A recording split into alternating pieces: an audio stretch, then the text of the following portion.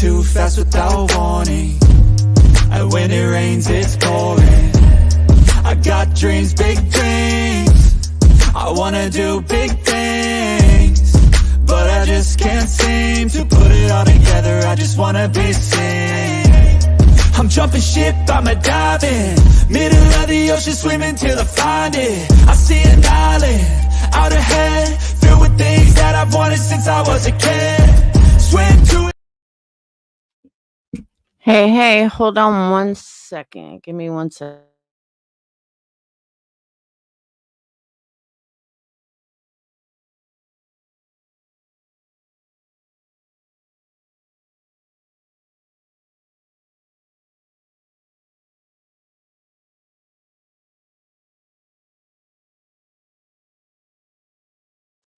All right, welcome back. What's up, Tanya? Hey, Sweet Carolyn. Hey, Sly. Hey, Aussie. All right, so we're gonna go to part 2. I want you to know, I just, on a side note, I walk outside to let the dogs in, and who's sitting in the pool? He just doesn't get that he can't jump in the pool by himself when nobody's out there because he can't get out. We got to get him steps. So, all right. Now I have a little more time, but I still got to get more candle orders done because I'm leaving in a few days. Yay. But before I go, don't forget, you want to order candles, energycandles.com, ENERGIE. Mods will drop the link so you can see it on the board. All right. So, a couple of things I want to talk about. One, tomorrow, I'm going to talk about Chris Watts because I've kind of been dying to talk about it because I think it's absolutely crazy, but expected. So, I want to go over that tomorrow. I also want to say this is the last live I will ever do on this topic again. I'm over it. I'm done. I'm done with the community, which I've already stated, like for 2 years already. And since they want me out so bad, that's fine. Then they can't talk about me, which is what I've been asking for fucking years. Actually, I begged for it for a long time. Begged. So hopefully now, since I'm so awful, I'm so sick, I'm the worst person in the world, I'm the most disgusting person in the world, great. I'm out of the community and move on.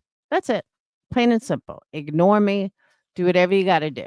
But I'm out of the community. So there's no reason for clip channels to clip me. There's no reason for anybody to talk about me. Done. Hey, Anaquandry.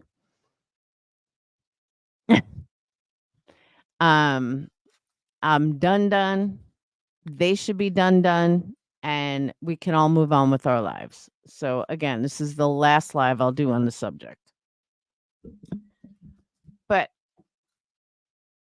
I don't know, guys. Maybe we missed the memo. But I guess it seems that someone voted on leaders around here and who's a leader and who should be, leadership and who should call this out and who should call that out. Okay, I don't know when I missed the memo. But I don't care if you got 10 million subs or if you have 5 subs. We're all the same. Whether you want to admit it or not. Every single person on YouTube is just another asshole with a voice. That's it. Sometimes you're much more successful and sometimes you're not. Sometimes you have a really good channel and it just hasn't taken off yet. And you have 500 subs. But nobody is better than anybody when it comes to YouTube. Even Popcorn Planet. I know I always use them as an example, but even Popcorn Planet, they're no better than anyone else. Bailey Sarian is no better than Kate. I hope that's true. I so hope that's true. But there was already a 5-hour live today with a bunch of bullshit. Hey Zelda. I've been asking to be out of this community for like 2 years already. No joke. But being out of a community means that they can't talk about you and they won't do that. So believe me, I've literally been asking for 2 years to be done. So maybe this was, maybe this they'll finally listen, but I doubt it. So I was on the way to get Dayton. Yeah, they have too much hate. And they did before this. Don't get me wrong. I'm not saying that this was after this and all of a sudden they have all this hate. No, certain people have had this hate the whole time. Nothing's changed. Now they just kind of have an excuse. Hey. Now they just kind of have an excuse, but that's it. But I want to clear up a couple things too, because I can't seem to stress this enough. So I keep seeing in comments here on my wall, and everybody is just going through. Hey, Janessa, everyone is just going through my first live. Unbeknownst to the community, and I don't mean my community. I don't mean purple community. Shut up. I don't know when it was appointed that I needed to get approval from my haters. I don't. I never did. Never will. I don't. Maybe this has been part of my Shut up. Maybe this has been part of my problem, but I don't work well with haters. I think people realize this already. And if they didn't know prior, they know it now. But I don't owe haters a fucking thing.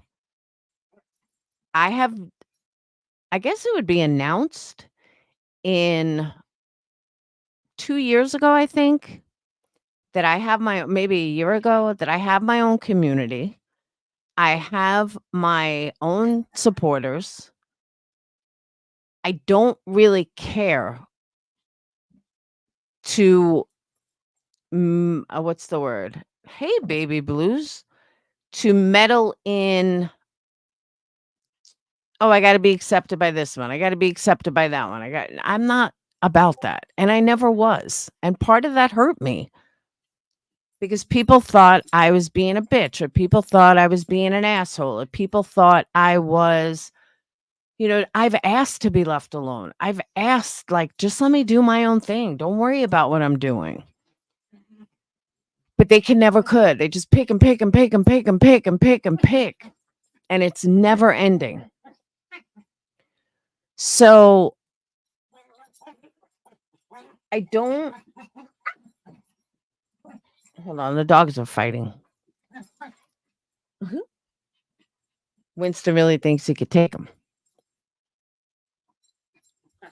No, Legion. And I'm doing this stream for my supporters. No, Lolly, I did not. I'm doing this stream for my supporters. I'm not doing this for haters. That's the difference.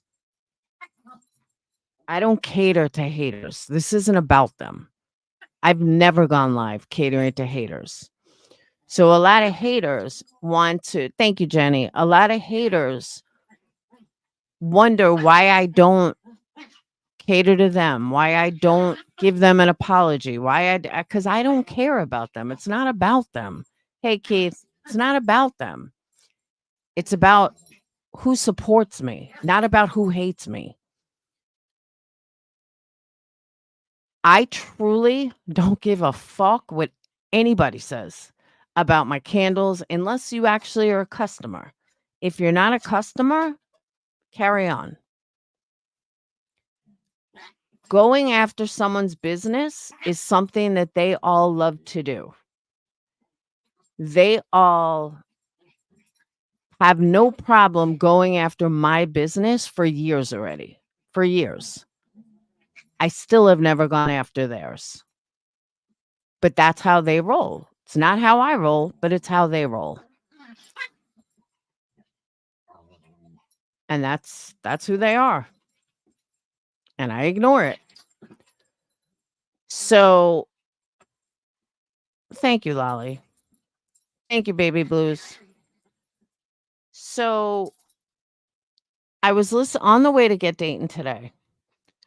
I was on Clipper. I heard Clipper.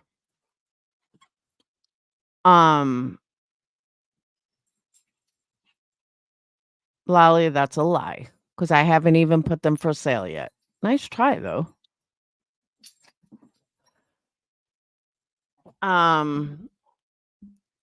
Okay. So I was listening to Clipper and I hear, hold on. All right. I was listening to Clipper and I heard Dietz was going after B Tim. I guess B Tim was running his mouth or something. So Dietz was addressing him. And this was all on Clipper's channel. Dietz was addressing him. And I guess B Tim went to Dietz asking, when are you going to call this out? When are you going to call this out? Blah, blah, blah. Okay. I know Dietz had, Dietz, Jones, and Chasing have their people. Queen Bee has her people. I have my people. Everyone's got their own people. When did we elect leaders of who should call what out? Maybe I missed the memo. But I love how people who weren't even around then, who know nothing about what happened back then, feel that they're leaders in calling this out. Don't you kind of have to been around? I mean, I guess maybe not, but kind of. But why does anybody have to call anybody out unless you're in the fucking situation? That's the part of this I don't understand. Every motherfucker is calling this out. Do you not think that your subs heard you on your friend's live? Like I don't get it. Well, I do get it because it's a fucking money grab. But I just want to know what day the voting was for electing what leaders call out what. I see it with Betty. Hey, can you guys go fight somewhere else? I see it with Betty. And that's why you've never seen me jump down a Betty hate train. And you never will see me jump on a Betty hate train. If I have something to say, I'll say it. The calling out, there's a lot worse going on than me. Believe that. Which we'll get into. I have a hard time understanding. Stop. Wow, what do you got in your mouth? Go lay down. Go lay down. I have a hard time understanding why anybody is telling anybody, you must call this out. Is Dietz my mother? Is Dietz going to punish me? Is Jones ain't going to punish me or put me over her knee and spank me? Beat him, seriously. If someone has something to say about what happened, okay, fine. But to go around telling people they need to call this out and they need to call that out is fucking weird. Like, you're telling people to call something out who wasn't even here for it, which makes it even weirder. So I just want to know when the voting day was, where we elected who calls out what and why certain people have to call certain things out. And now I understand why somebody sent me Dietz's docs, which I thought was weird to begin with. But I guess because of that live, maybe, I don't know. I thought it was strange. I was like, and I even wrote back. I said, what do you got against Dietz? So I'm assuming that's what it was. But I really want to know when people became self-professed leaders. Nonsense does it. Dietz does. They all do it. I'm sorry. I didn't know that there were pillars of the community that everyone needed to fucking answer to. Like I said, I guess I missed the fucking memo, but I'm sorry. I have my own little community. I don't need their community.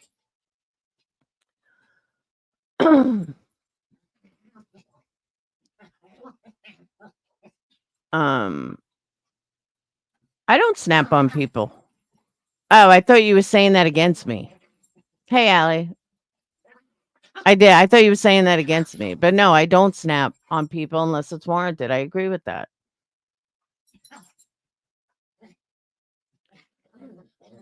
You call Laura out yourself? I agree with that too. That's what I'm saying. I thought it was weird. Like, dude, why are you telling Dietz and them, like, you need to call this out? I didn't know Dietz was the YouTube police. I found it very strange. I just found it weird.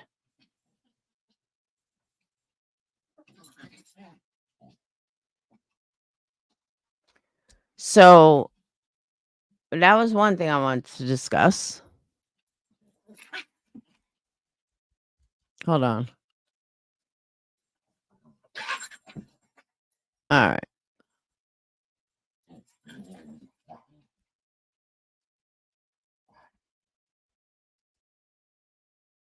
All right.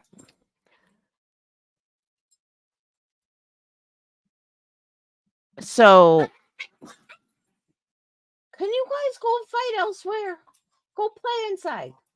Why you gotta play next to me? Mine isn't either. I haven't listened to her in forever. Like I just can't with her. But Wendy has always gotten wet fucking from the sound of my name. Nothing is new at all. That is all she does. It's all she's ever done. I'm out of the community. Leave me the fuck alone. Stop talking about me. Stop making up lies about me and move on. That's all I'm asking. Just move on.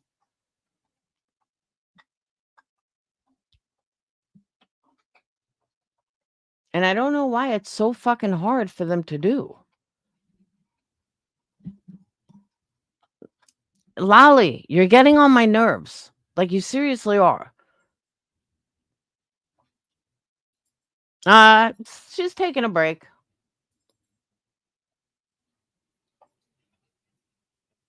It's none of your business. Because it's none of your business who Allie's friends with. It's just not. That's the kind of shit I'm talking about. Everybody thinks everyone owes each other an explanation. They don't.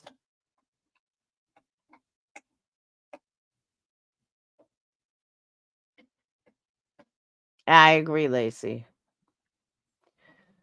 Yes, Lolly is a troll. That's more than obvious. So is Vertigo Alley. So another thing that I want to discuss. Hey, Leslie. The other thing I want to discuss is, did you guys know, because I heard this and I'm shocked that nobody's talking about it and nobody I knew even knew about it. Did you guys know that T-Rev took $5,000 from Seth Rogers? Are we like the last ones to not know this? That he actually borrowed $5,000 from Seth Rogers during this recently with all the money he's made? Did anyone else not know this? I know people I spoke to didn't know this.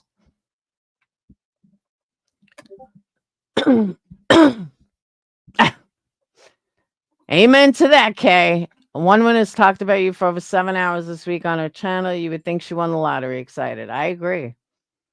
No, he borrowed 5,000. I was shocked. I had no idea. I know, right, Jenny? I had no idea.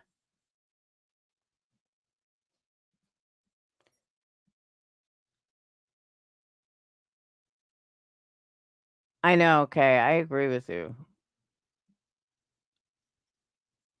But I was listening to Jewels of Thought, and I even left her a comment. I said, "Are you sure? Like, is there proof of this? Is it someone's word?" But I just cannot believe that he would do that after all the money he made. I'll play it. I'll play Jules's video. After all the money he made every single month, and he fucking took $5,000, 5 grand from a man who lost his son. I'm like dumbfounded by it. I'm like, holy fuck. And when Jules said it, I like stopped, rewound like twice.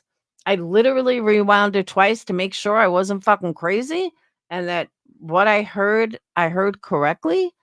But yeah, he legit borrowed $5,000 from Seth because his girlfriend was going to lose her house. She begged him for the money because they were going to it was going to get foreclosed or something. Where is her money? I mean, where is all the money he's made over the last couple of months, over the last year? You're going to tell me, no, that was 12. No, I see Jules. All right, let me tell you about Jules. Jules is a licensed psychologist. She's a practicing licensed psychologist.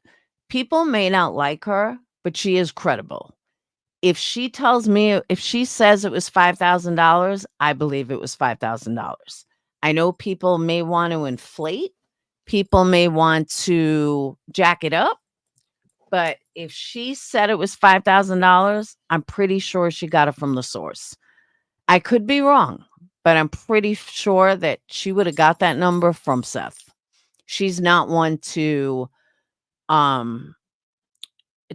just make up numbers or make up facts. That's not what she does. And she wouldn't go by speculation from what I understand. So that's why I truly believe that her 5,000 number was correct. Hey, Des. Jenny, don't even acknowledge. Some drunk.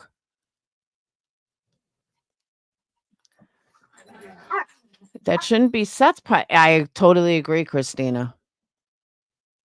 But Jules of Thoughts, the reason why I'm playing Jules's video, there's some of it that kind of reminded me of my situation and some of the things she was saying. Oh, it was 12,000 to Michaela? I don't know. But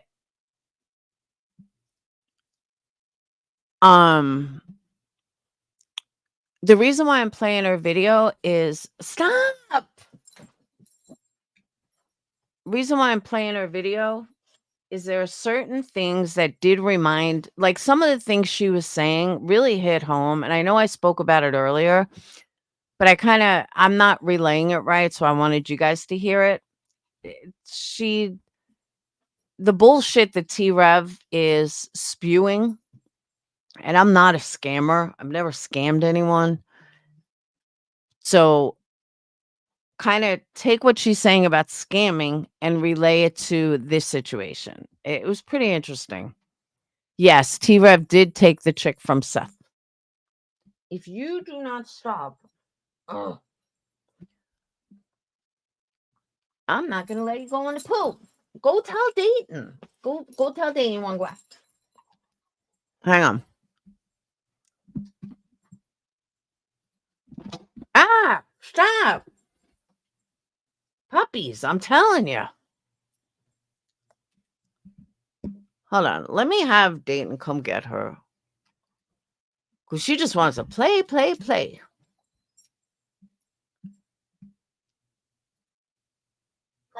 Come get her.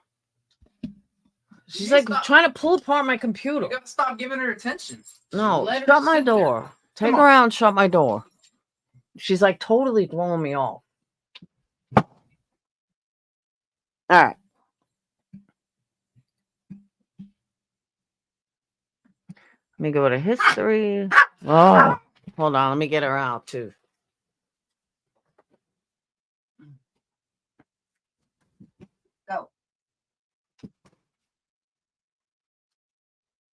All right. I'm going to get some peace around here.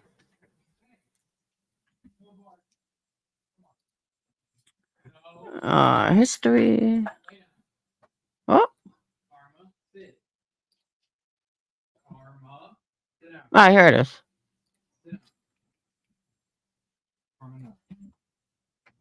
Winston wants to be in your. No. I want them all out. Winston scratching at your door. I don't care. I want them all out. Mom, Winston. I'm trying. Dayton, please. Mom, listen. Winston will not stay out. Yes, he will. He will bug your door for the next No, he 3 won't. hours. Come on, Winston. Winston, come here. Come here, Winston. Winston. See? Winston, come on. I don't know what to tell you. All right.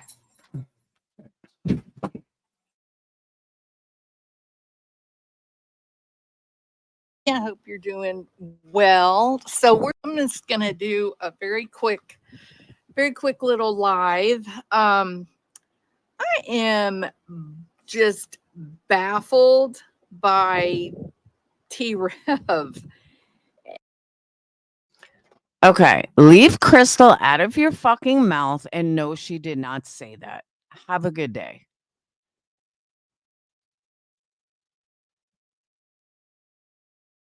I don't want to like pile on and, you know, everybody makes mistakes and I get all that. Hey, Drover. Hey, sweetheart.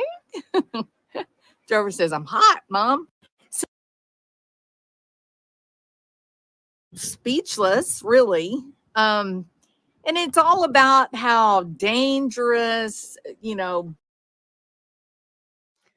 Just remember, the louder these people speak, the more that tells me they're real lifers.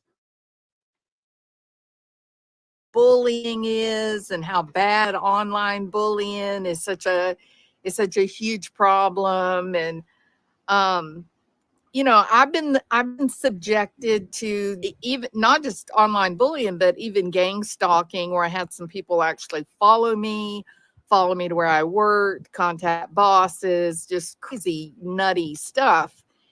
So I get it. You know, I've been there, but I just want to, you know, my opinion on this is, T-Rev, you're not being bullied. That there's a difference between being targeted by unstable people who then work together as a collective unit to try to derail you and disrupt what you're doing, personal attacks, unfounded complaints, a group of people acting as one, as a single entity to surround a person with just, you know, hopelessness, fear, sadness, and suffering the effects of your own decisions. This is the part that totally reminds me of this situation. This is, I always call her Jules of Thought. She's allegedly innocent, but I've always known her as Jules of Thought. She isn't just a creator. She is a licensed practicing psychologist. Jenny, is she psychiatrist, psychologist? I forget. But she's licensed and practicing. So I've always given her opinion a higher value. And I think most people should. So for you to be claiming that you're now this poor victim of senseless online bullying, especially when there's real people that have really experienced bullying for nothing that they've done of their own, you're claiming that what you did and the fact that people are outraged and appalled and horrified that that's online bullying. T-Rev, you got to quit manipulating people. I mean, I get it. This was a massive, monumental fall from grace. But dude, can we be honest? What'd you do to cause it? Like, you did it.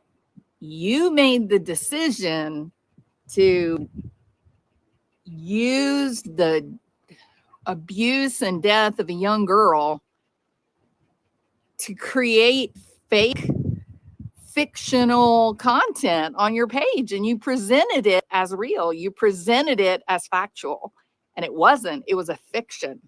It was a figment of your imagination. And the problem is that you put it out to your channel, to me. I was subscribed.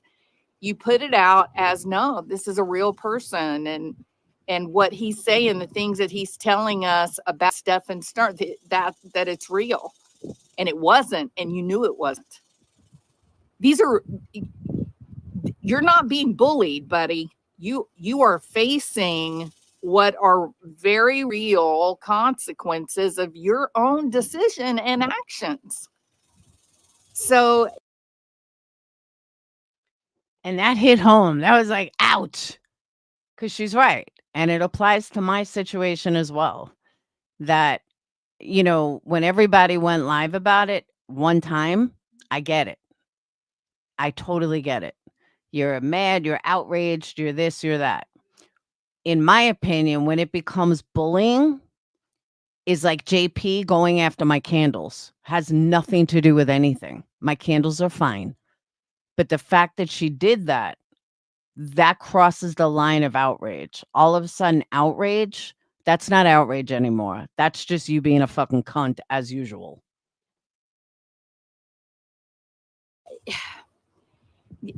It feels odd to me. It feels wrong that you've now jumped on this pity train and you're playing this video that is really quoting important information about online bullying and the real effects of online bullying, and really, how devastating that it can be.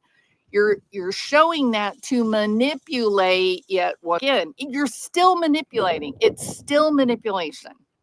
You haven't learned anything. And the fact that you would take a person, have them lie about who they are, to bring fake bullshit to your channel just so that you can have some kind of content. Whew, I don't know if this one is, I don't know if this one's for people, T-Rev. I'm not sure you're going to find anybody who's going to be willing to forgive or overlook. And now you compounded it by this, I'm a poor victim of bullying. Please don't, please have pity on me. I'm being bullied. Wait, what? No, you're not. No, you're not. So, Hey, sweetie pie, that's a lie though, Mira. He did fucking scam. Savage had the videos where he was claiming he had cancer and he had lung cancer, then he had blood cancer. Like, he is a scammer. So yeah, when everything came out about T-Rev, I didn't say anything. I didn't say a single word about it. I didn't comment on it. I didn't have an opinion on it. I had an opinion, but I didn't voice it. I just stayed quiet and said, well, that's a bad thing he did. Like, it's so bad. You don't even comment on it. You don't even want to get caught up in the craziness of it, right? But now he's come out and he's manipulating people with more BS. There's people that looked up to him. There's people that believed in him, and they were horrified, and now they're being sucked back into the mat. That was another ouch moment for me, because I know that certain people, certain Patreons were really, really hurt and felt, they're just flabbergasted. They didn't know what the fuck just hit them. And nothing I could do except apologize and hope they forgive me one day. There's nothing more I can do.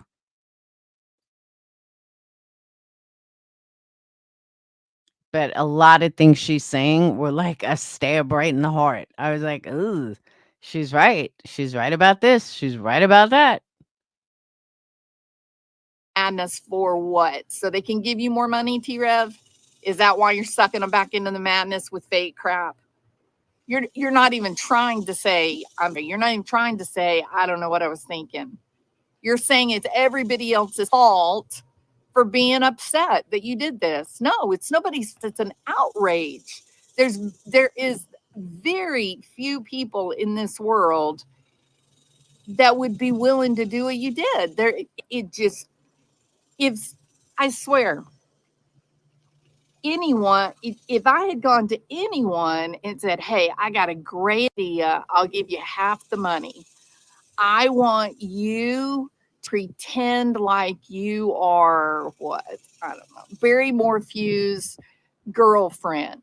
And I want you to come on and I want you to just spin on this outrageous crap about him, about Barry Morphew. That's not right. It's just made up crap that me and the co-conspirator. Oh yeah, his was pretty bad though. He literally said that he had lung cancer on Facebook and then he had blood cancer. It was like, really, dude? Yeah, he said it. Would work out again, together ahead of time. No one will do that, T-Rev. It is a handful of people that would be willing to be sociopathic enough that they would willingly tell a lie to their entire audience for nothing more than just simply to make content. But the content's not even real. It was fake. Celsius, like I said earlier, and I'll say it again, all these people thought or been saying for the last 3 years, what a piece of shit I was, what a piece of shit I am, and I'm just a real lifer, and I'm all these horrible things. Okay, so now they got confirmation. Now move on. That's the defensiveness that people aren't realizing that I have. Okay, so you got confirmation that 3 years ago I was a piece of shit. Are you shocked because you were actually lying and you thought I was innocent? And you thought I wasn't that type of person, but you just needed content for 3-4 years? Like, that's what I don't understand. Explain how all of a sudden you're outraged if this is who you always thought I was in the first place. It doesn't make sense. Yes, Rosemary, I am. It was fiction. And I'm just playing this because parts of this really fucking hit home. Like, in hearing it from someone else, it was just like an aha moment. fact that you did it with a little girl, the fact that you took a little girl's death, I'm telling you, T-Rev, nope. This one might be irrecoverable. This is going to be really hard. See, but here's where I have an issue. She's saying that it's irrecoverable. But if his supporters are okay with it, why is the community not okay with it? Uh-oh, Lolly's back. Why is the community so worried about it? I mean, I don't watch them. I stopped watching them with this fucking spirit box bullshit. And I'm not surprised that he did this, because I had a hunch he did this a long time ago. So I just won't watch him anymore. But I'm not going to be so outraged that you have to make videos every day, or, let's go on, let's threaten him. Let's threaten his life. Let's threaten his mods. Like, I don't know why people can't stay in their own lane. Like, I get what she's saying about people being outraged. Make a video and move on. That's what I don't get. For most normal people to overlook. So it's bad. You can't, in this particular circumstance, you can't even say, oh, I was having a hard time, I didn't know what I was doing, or it was just a bad choice. No. Good vibes, and I agree with you, but look how many scammers we've seen in this community. There's a lot, and people don't even wanna see it. If people called out every single fucking scammer, and I mean real scammers, fake cancer scammers, like real scammers. I'm not even talking like Betty. I'm talking beyond Betty. People pretending they're one thing when they're not. Just the fake outrage, robbing St. Jude's. There's a lot of things. Not a bad choice. An insane disregard of the humanity of a little girl who was already so victimized by the men that she knew. There's no. Now, what I'm about to say, I don't agree with. But on the flip side of that, but he didn't know the family. He was just reporting on the family. We as YouTubers, you know, I don't know how to say this right. T-Rev is a fraud. I've always said that. I've said that for a long time. So I don't want anyone to mistake what I'm saying, because I do think he's a fucking fraud. And he never really knew anything about the shit he was covering. He just had call-ins and like give his fake faces. So believe me, I don't want anyone to mistake what I'm saying. But on the flip side of what Jules is saying, you know, I'm a big believer in don't get emotionally attached to a case. So to him, she wasn't just a little girl. She was just a story. And there was no emotional attachment. Maybe it's a guy thing. I don't know. Or a moral thing. But I've seen a lot of creators like that. They're just not, they don't give a fuck. They don't care what they've been through. Most creators covering Sebastian Rogers have been like that. They don't give a shit. It's a case to make money on. Every single one of them are like that. Even the ones that claim that they're so much better. No, you're not.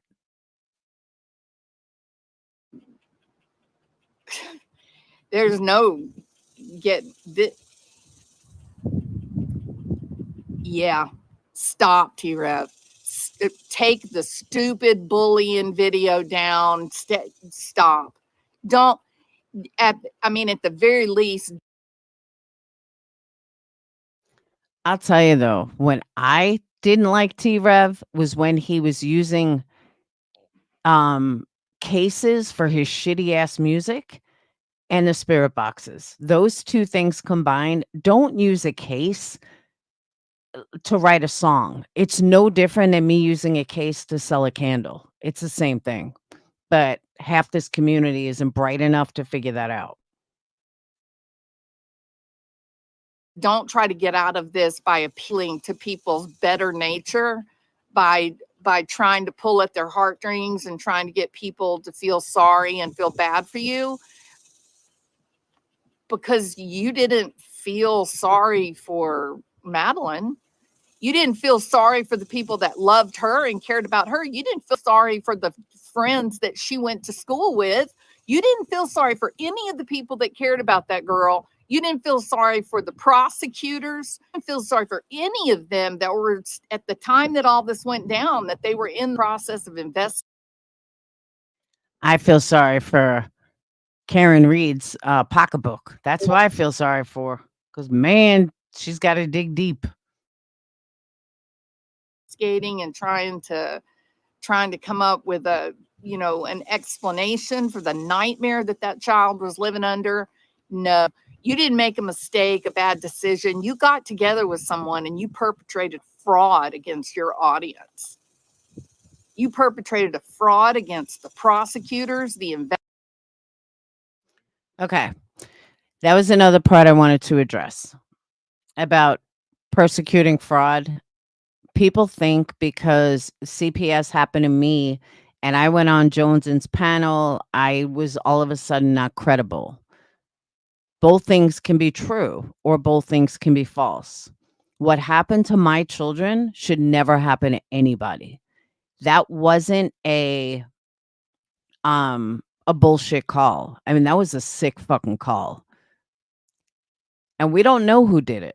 It could any one of these haters that are sitting there screaming, "Oh, uh, Laura's so awful for doing it." They could have been the ones that called. Believe me, I have my suspicions about who it was. It was somebody in this community that we know. 3 years ago, 4 years ago, there were a lot of CPS callers, a lot. It wasn't just one. It wasn't just, "Oh my God." There were a lot of them. A lot of people did it. So it's kind of exactly. Their shit hasn't been outed like mine has. Their personal messages haven't been outed like mine had. There's a lot of stuff. A lot. I had CPS called to me 5 times. 3 of them, we know who it was. The first 2, I don't know who it was, but I do know it was someone in this community. And I do know that it's some fake ass bitch or man that has outrage. Give me a fucking break. And then people are saying, "Oh, I called him myself." I didn't even know who the fuck Brian's wife was. Tracy, the truth, had to call me and tell me that's Brian's wife.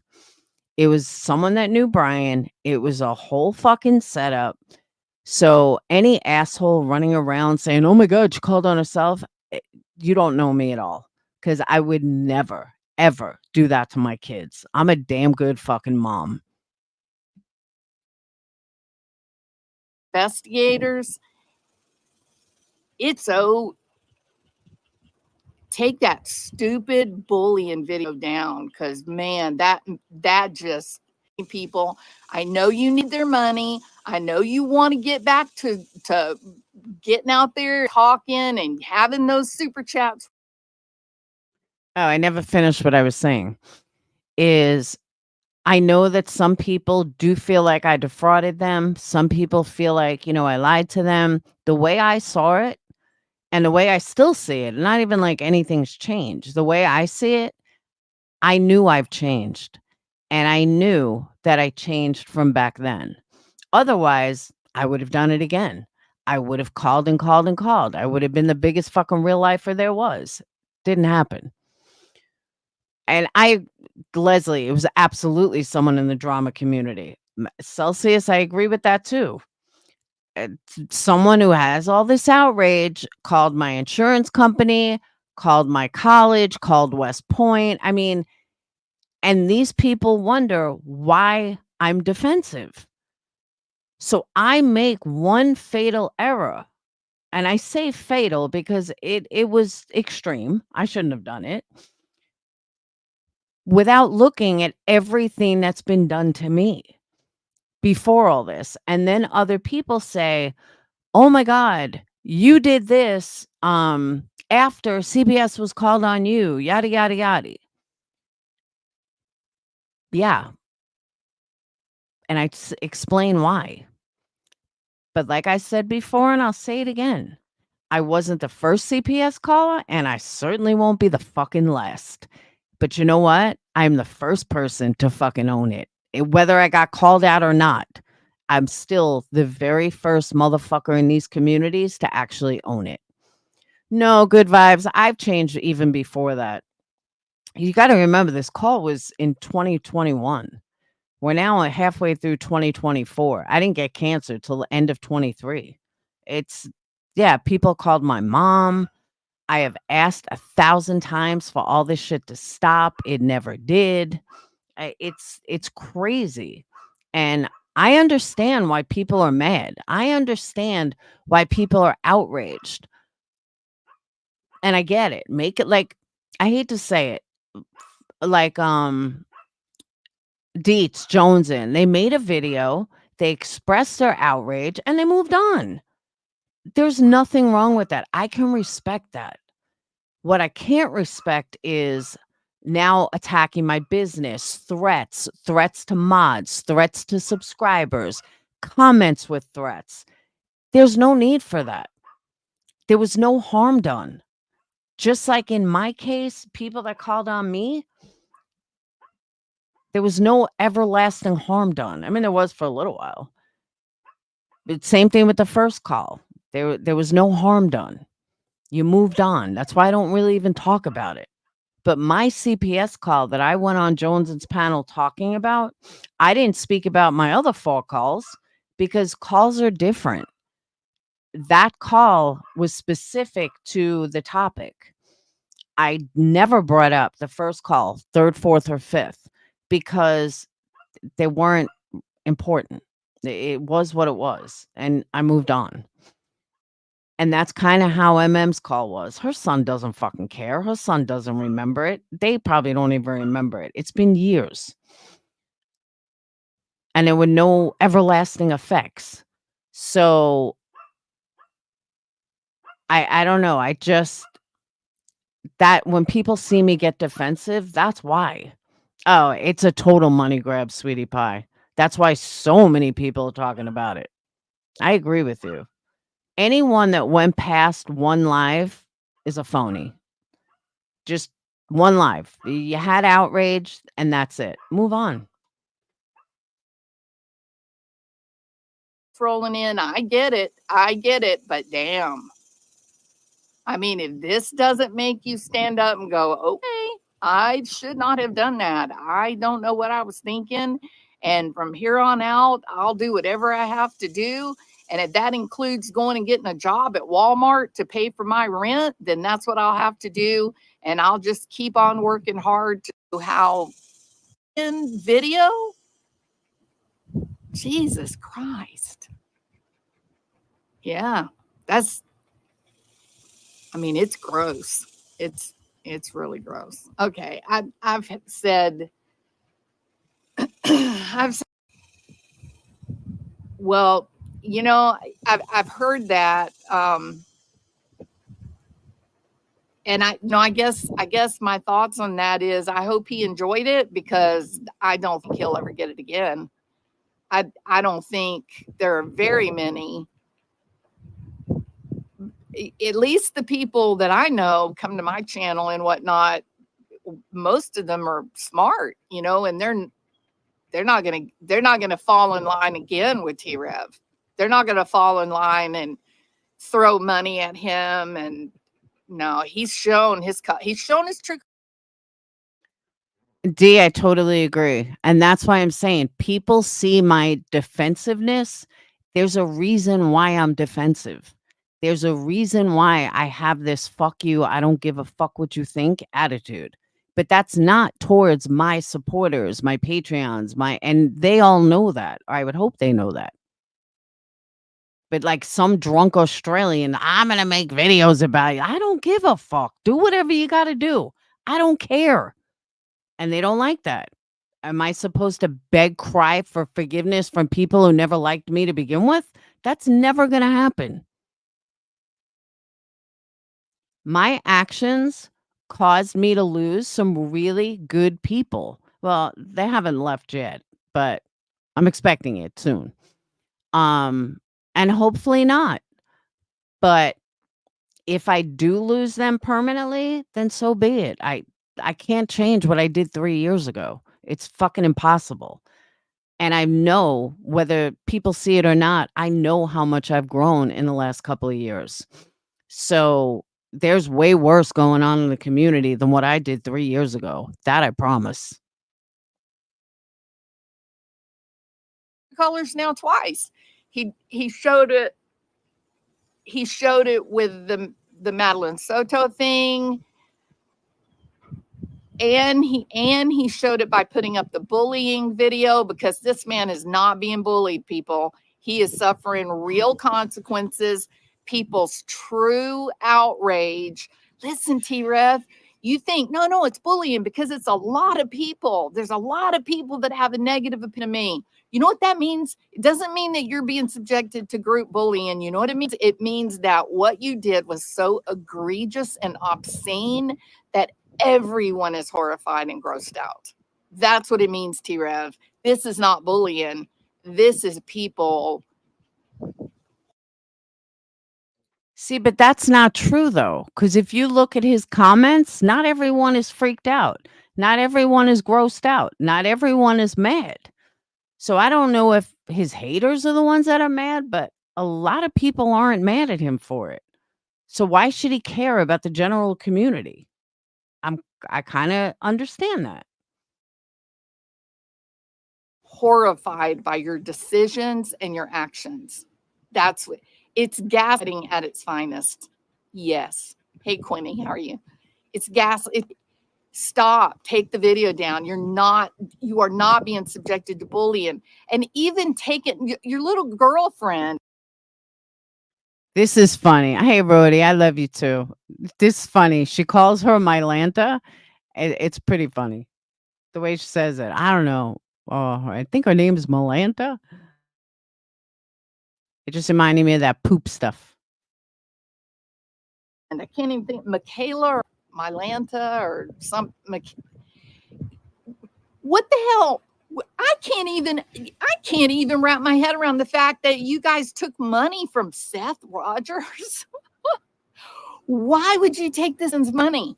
People made donations to him to try to help him in the search of his child, right?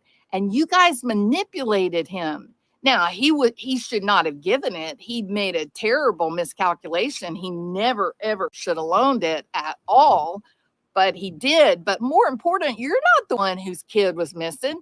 You and Michaela or Mylanta or whatever her name is, y'all were not the ones that had a missing child. You guys saw him sitting on with a bit of money in his bank account, and you sat down and you figured out how can we manipulate and get our little paws on that too. So you guys have revealed yourselves to just be just money grubbing. And so all of these righteous do-gooders that want to call everybody out, I think that's worth calling out, and I haven't heard it anywhere. This video was the first video that I've heard this on. I have not seen a headline about it. I mean, everyone talks about him being a scammer from the whatchamacallit, from the the phone call, but this is scamming 101. Why aren't all these righteous do-gooders talking about it? Why aren't all these, oh my God, we got to call this out? Where beats him? How come you're not yelling at Deets to call this out? Nonsense. How come you're not calling this out? This is pretty fucking big. I'm calling this motherfucker out. How dare you take money from, I mean, forget the phone call. How dare you take money from a missing this man has a missing child.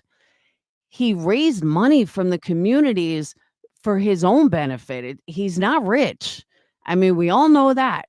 He's not rolling in the dough where he just has an extra $5,000. How dare you? I mean, this is fucked up. I mean, that hit me like, whoa. You know that you are mercenary. You don't care whatever it takes to get your hands on the money. You will lie about a dead little girl. You will mislead your audience that loves you so much. And you will lie to a man. His son is missing, possibly even gone forever. And you will take the money that was given to him by well-meaning good people just for your own greed.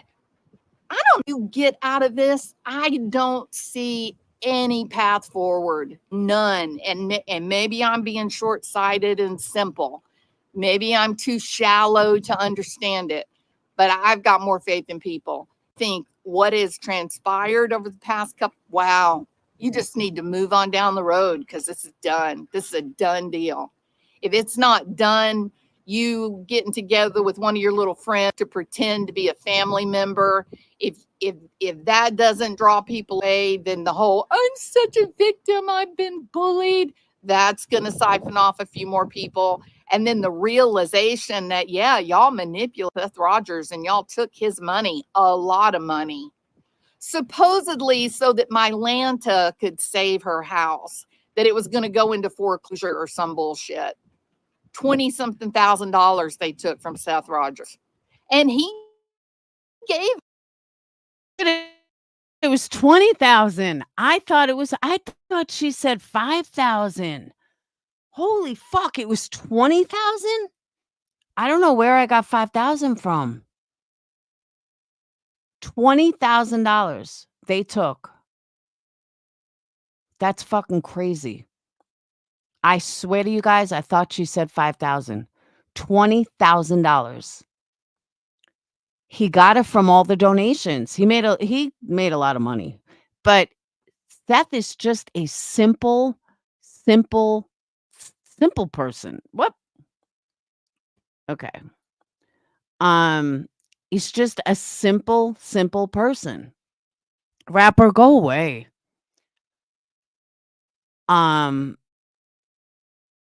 Seth doesn't like do a lot of things. Seth doesn't, he doesn't live above his means. He's not, saving for a brand new Mercedes. He's a country bumpkin. So he probably made like, I'm going to guess 40 grand. I'm just totally throwing a number out there, but like 40 grand. And you gave 20 to them. Why? I mean, I guess he said they were going to pay him back, but still, where's your money, T-Rev? You made tons of money over all this time. I cannot believe that that they even asked a grieving father. Like I said, if he was rich, if he had like tons of money and everybody knew that he was like loaded, that's different. But dude, you sat there on a live saying how, Seth, it was on Britney's, how Seth had asked you to buy a gun and all this other stuff. And then it turns out that you and your scammer girlfriend took $20,000 for him. $20,000. Do you know what 20 grand can do? What the fuck is wrong with you? You are one sick motherfucker. Like, for real. Now, am I ever going to forgive him? I don't watch him to begin with. I just think it's fucking gross. But that's what happens around here. People are snowed by numbers. It goes back to, oh my God, he's got all these people in his life. I can't believe people liked his music. It was the worst fucking shit I ever heard in my life. And he was stupid. He shouldn't have. He was in the wrong 100%. But they manipulated him. They were not the ones with a missing kid. They were not the ones that were in crisis. They targeted a man who was in crisis and they stole from him. And that's the truth. So yeah, T-Rev, take the video down, the bullying thing. That's just BS. Besides, it was Chat GPT anyway. You didn't write that. That was not you. Man, I am so, when I see people just taking blatant advantage of other people, it's just, well, I'm angry. I'm angry because it's exponential, right? Like I didn't say anything when it all first came out and didn't say anything when they took the money from Seth. But now with the whole bullying, anti-bullying video and all that bullshit, that's just more. That's just trying to suck people back into the madness so that he can exploit them for more money. He's stupid. Don't believe him. How much more does he have to do to prove to you who he is and what matters to him? Deny him that money for months and see if he still keeps making videos. I bet he doesn't. I bet as soon as he begins to realize, wow, they really are finished giving me super chats, I won't see him again. I bet you won't. It's not sustainable. I didn't see what Quinny said. So that was basically right after this, her sound goes out and it was annoying. It's like every other word you couldn't hear. I was like, please tell me the rest of the video isn't that. So here's a link to the video if you want to watch it. It's only 20 minutes, but there's a link. And channel is allegedly innocent, or we know her as Jules of Thought. He is a big time scammer. That's crazy though. $20,000. T-Rev made plenty of money. I mean, how do you even approach that? Hey, let's scam together. Personally, I think the two of them got together long before this, like at the very, very beginning.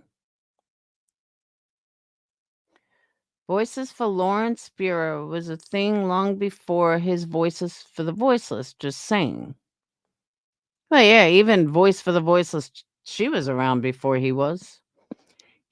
Because I could tell you, when I was on Kurt's panel, Kurt and during Kylie Rodney, Kurt and what's her name? Ryan. I couldn't think of Ryan's name.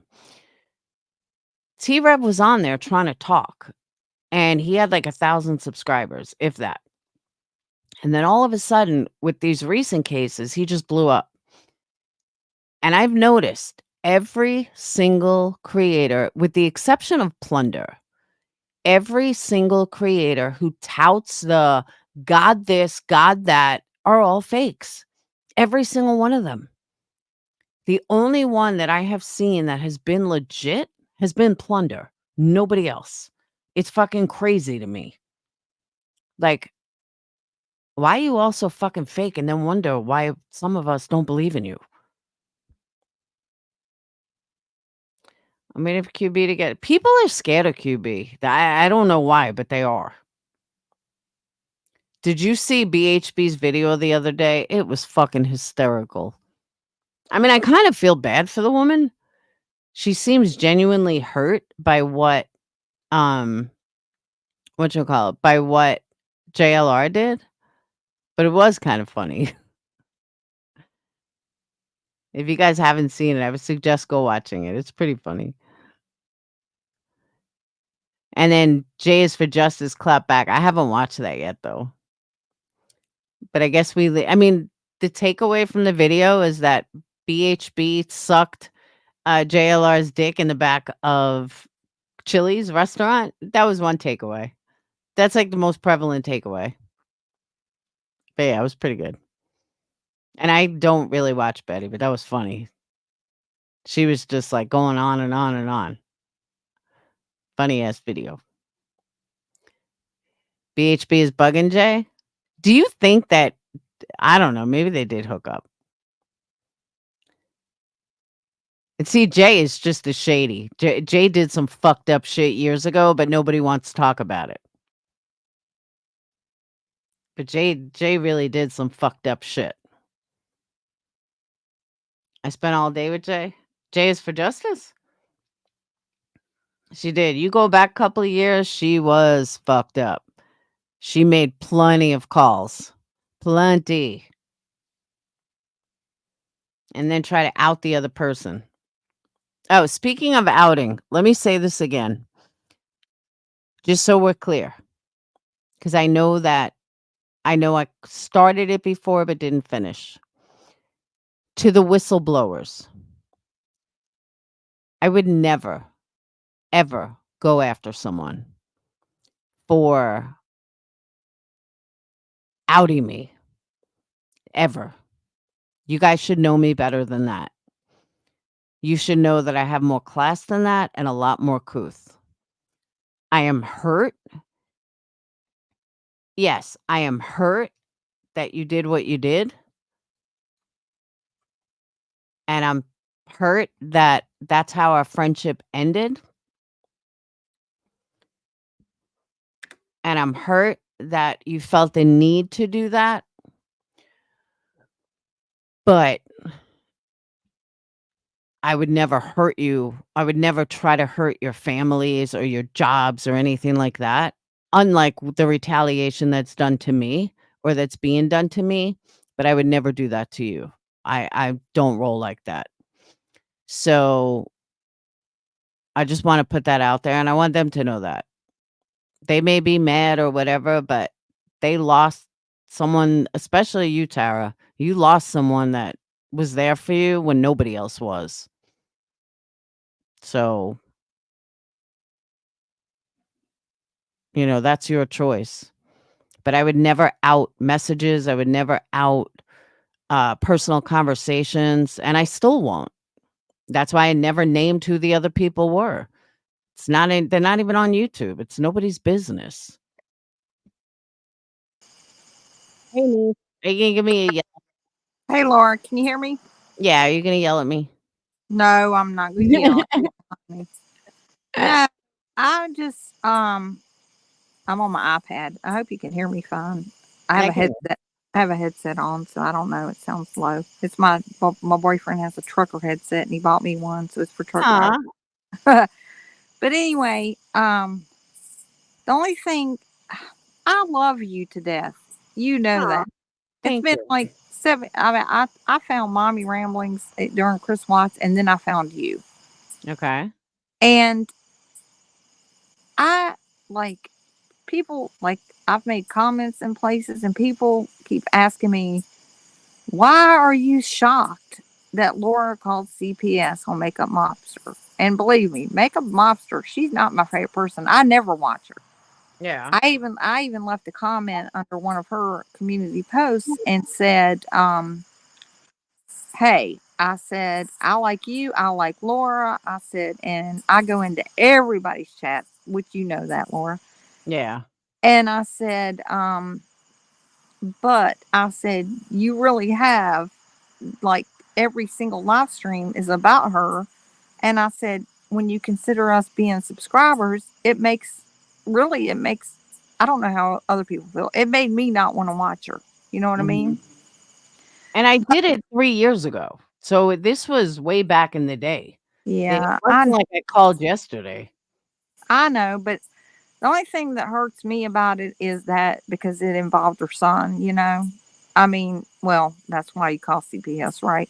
But I, I mean, it's just like knowing you've had so many calls on you, and I'm not gonna lie, like I like back when it happened, I saw people saying, well, Laura Prey did it. And I was like defending you to the max. I was Mhm. like, no. I said, I know Laura's did a little bit of shady shit here and there, whatever. I said, but no, she after calling CPS, ain't no way in hell Laura would call CPS on anybody. That's the only thing that disappoints me. But I do really still love you to death. I mean, I see all these different people, live streams, and I've put some like basically my comments have been, I'm shocked. I'm shocked. And people are like, why are you shocked?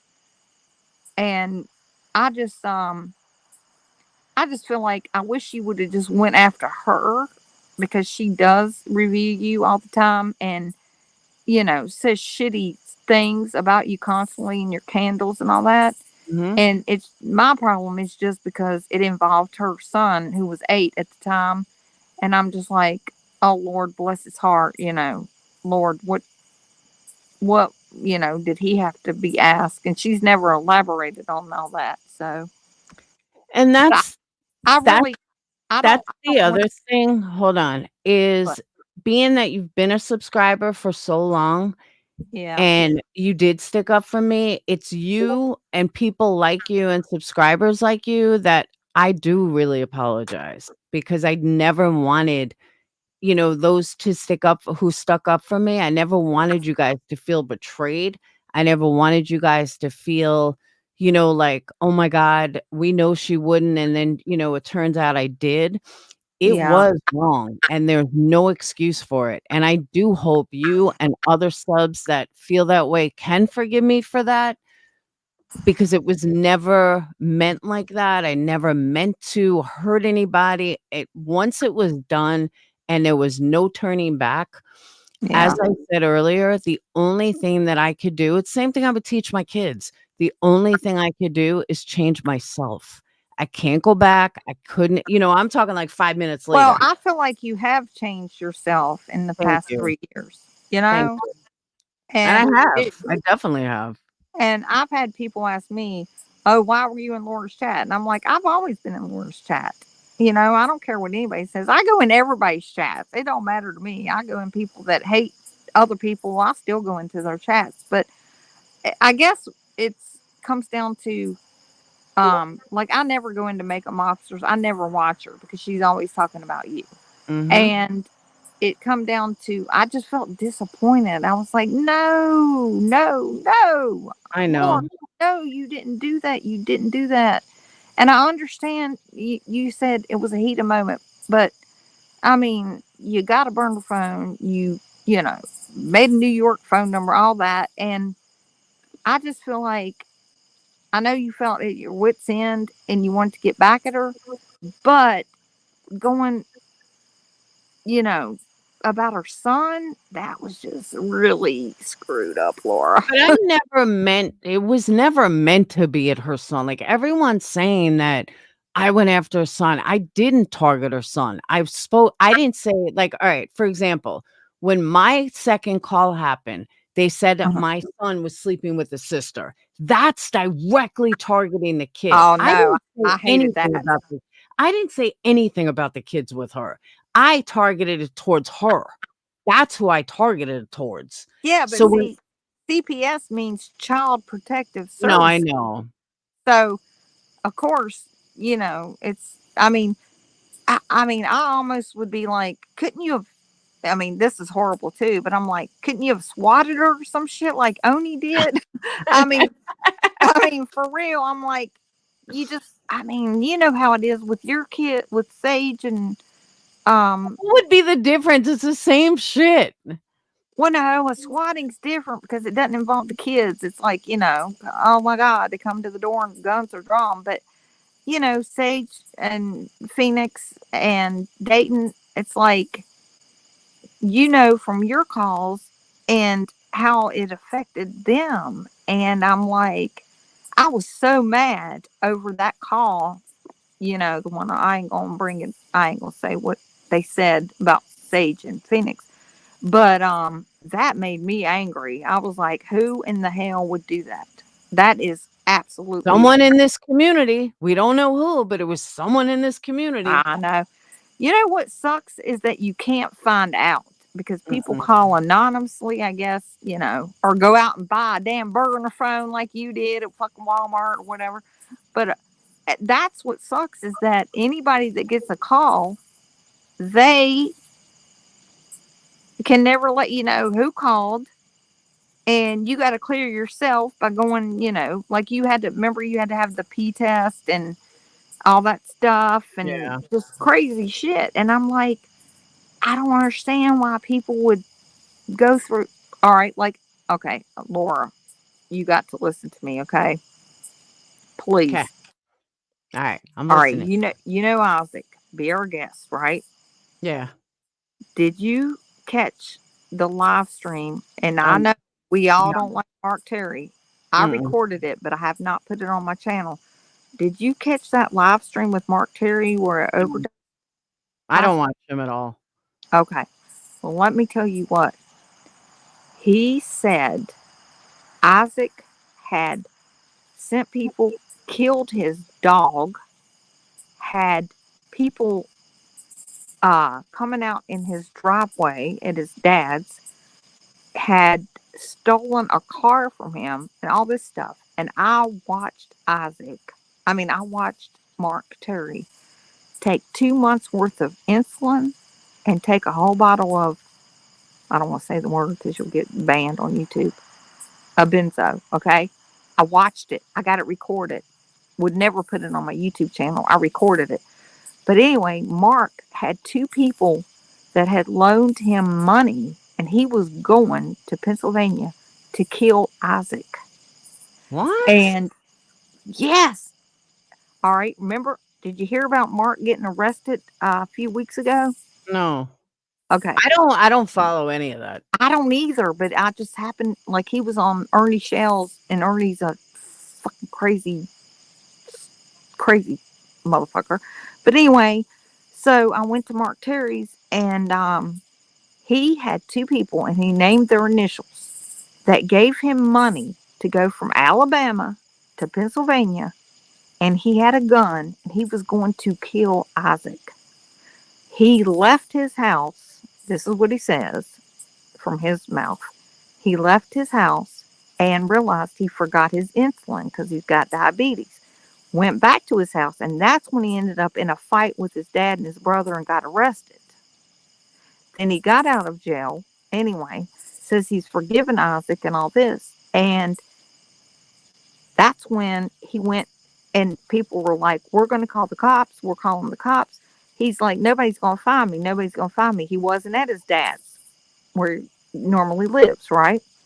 And he's like, I just want you to know, Isaac, I hope you're happy. I hope you're happy, which there's no good reason to off yourself, right? But he went through the whole thing of how he had the money and everything to go kill the dude. And I'm like, what in the actual hell? And then I start thinking about you because I watched Isaac stream about you, and Yeah. I'm going to contact your Facebook, everybody on your Facebook page and send them. Yeah. And I'm like, I was like, I'm afraid for Laura. I'm actually afraid because he's done some over the past 7 years that I've been here. He's done some really, really bad stuff. Like, remember MFW? Yeah, I When know. she had the 45,000 subscribers, he managed to get her channel taken down, which is minor, getting your channel taken down compared to what he's talking about doing. Like, I don't know. But anyway, I watched Mark do this and I recorded it and I'll never put it on YouTube.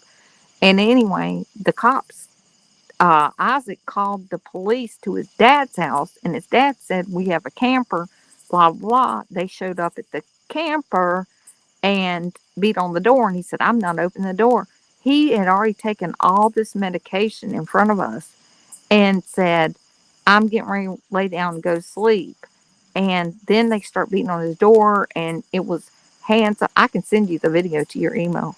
Yeah. But he was like, they were like, hands up, hands up. And he was like, what? I didn't do nothing wrong, which he didn't. You know, he didn't do anything criminally wrong.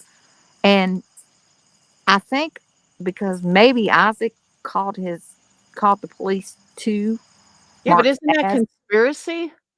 Isn't that Well, conspiracy to murder? If he took money like a hired hitman? No, I know. But see, you never know when he's telling the truth or not.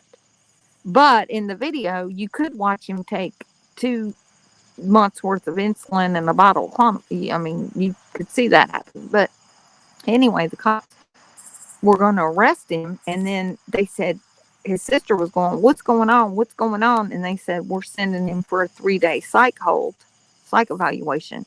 And I'm thinking in my mind, no, send him to a hospital and have his damn stomach pumped. And I Googled what will taking 2 months of insulin do to a person. And it was like, it's mostly a peaceful death. You get sleepy and you just fall asleep and you don't wake up. And I'm like, oh my God, this dude is freaking doing this right in front of everybody. There were 60 some people in his chat watching this.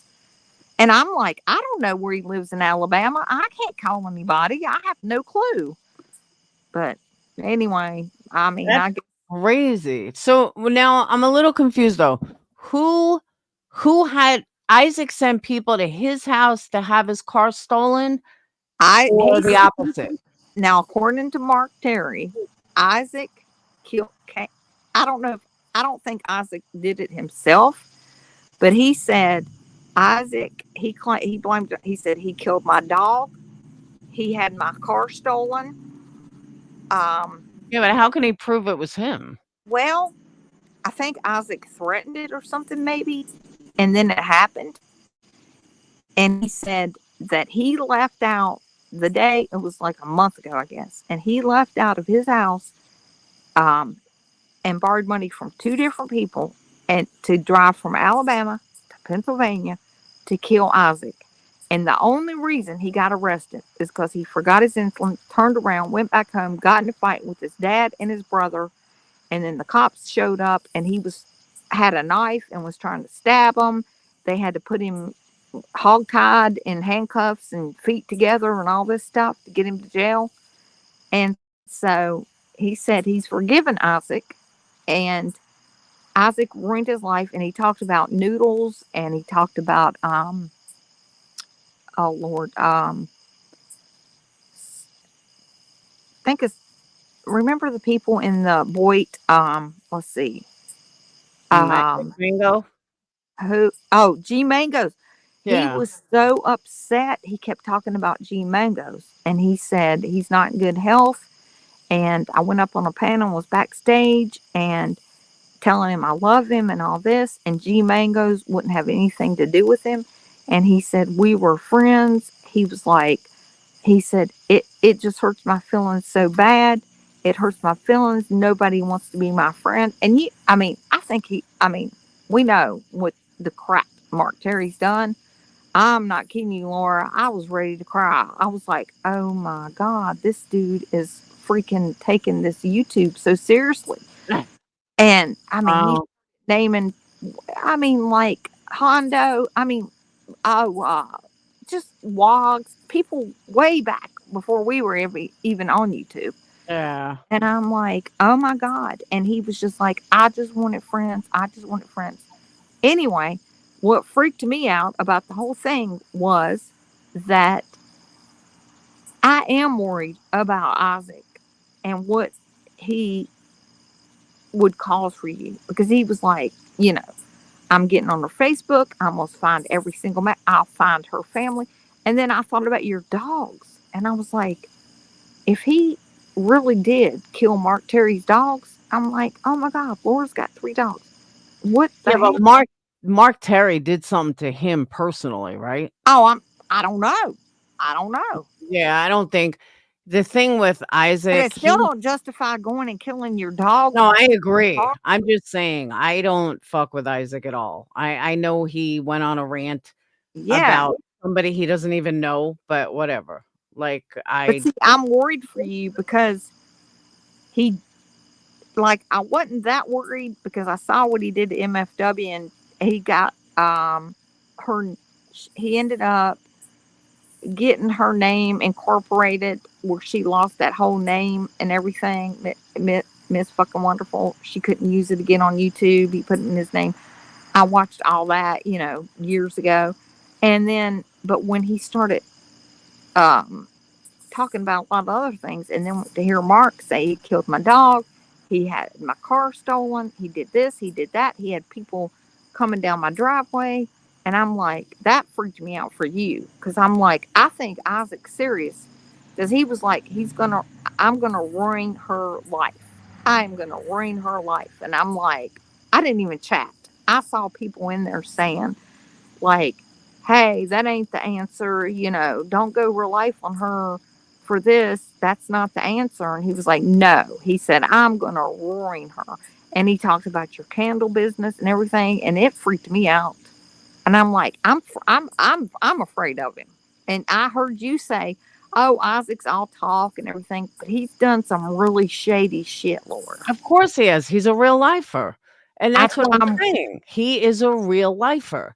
That's So why- it's laughable that any real lifer has outrage that somebody else went real life. It's ludicrous. I know. It don't make any sense. And there were people in his chat saying, hold on, just because she went real life on somebody, it doesn't make it right to go real life on her. But no, I mean, after, like, I wasn't that worried until I saw Mark Terry's video and blamed everything on Isaac and all that. Then I was like, now I'm worried for Laura, because I thought about Fluffer and the new dog. And yeah, I'm like, oh my God. I'm like, I need to email Laura or something and say, don't even leave your dogs in the backyard. I don't know what's going to happen to them. It's weird. It's scary. It's not just YouTube shit, you know? It's weird. That would, I don't know, just anybody that, and I know like some of my haters are supporting that. And that's also when I get defensive. Well, nobody fucking should support that.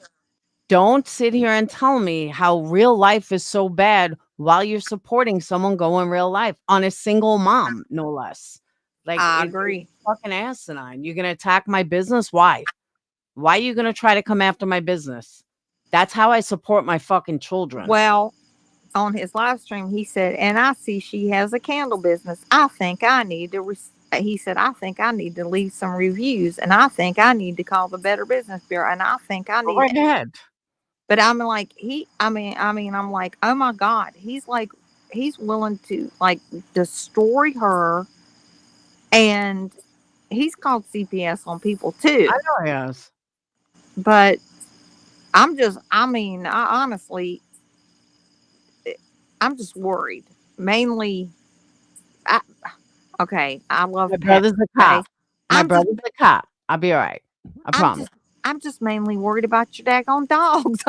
To be honest, Laura, I was like, oh my God, if he killed Mark Terry's dog, I'm like, no, I don't want to see Laura's dogs killed. What the hell?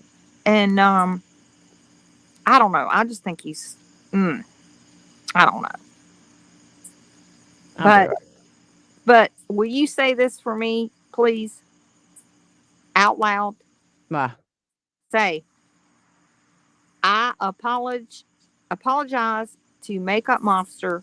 I was completely wrong and should have never, ever involved her son in real life. I know you were pissed at her, Laura. I know you were pissed, but it came out affecting her kid.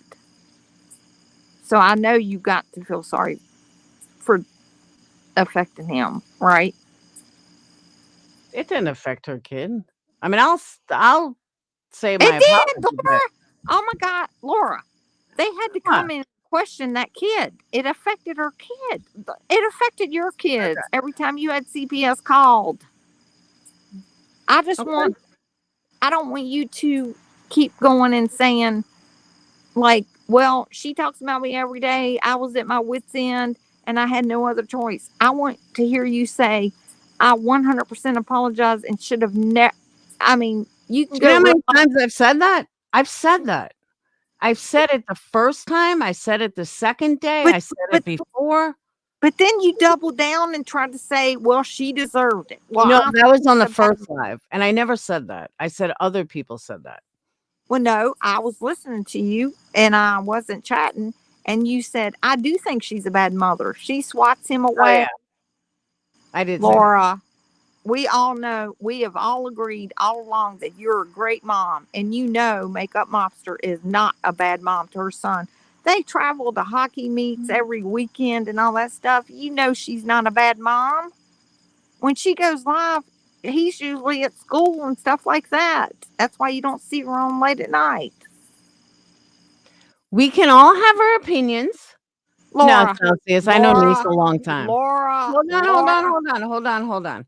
We can all have our opinions, but I did give that apology without a but. I even wrote her a letter. Oh, Like I you wrote did? her, yes.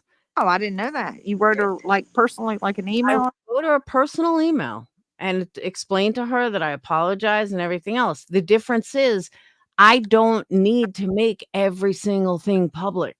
And I have said I wrote her a letter, but if I that was agree. me, I don't even think I would have gone public with it because of the outrage. I probably would have handled it privately and said, okay, well, now I fucking know. And I probably would have told a few friends, but I wouldn't have done what she did. I wouldn't have gone live and be like, blah, blah, blah, blah, blah.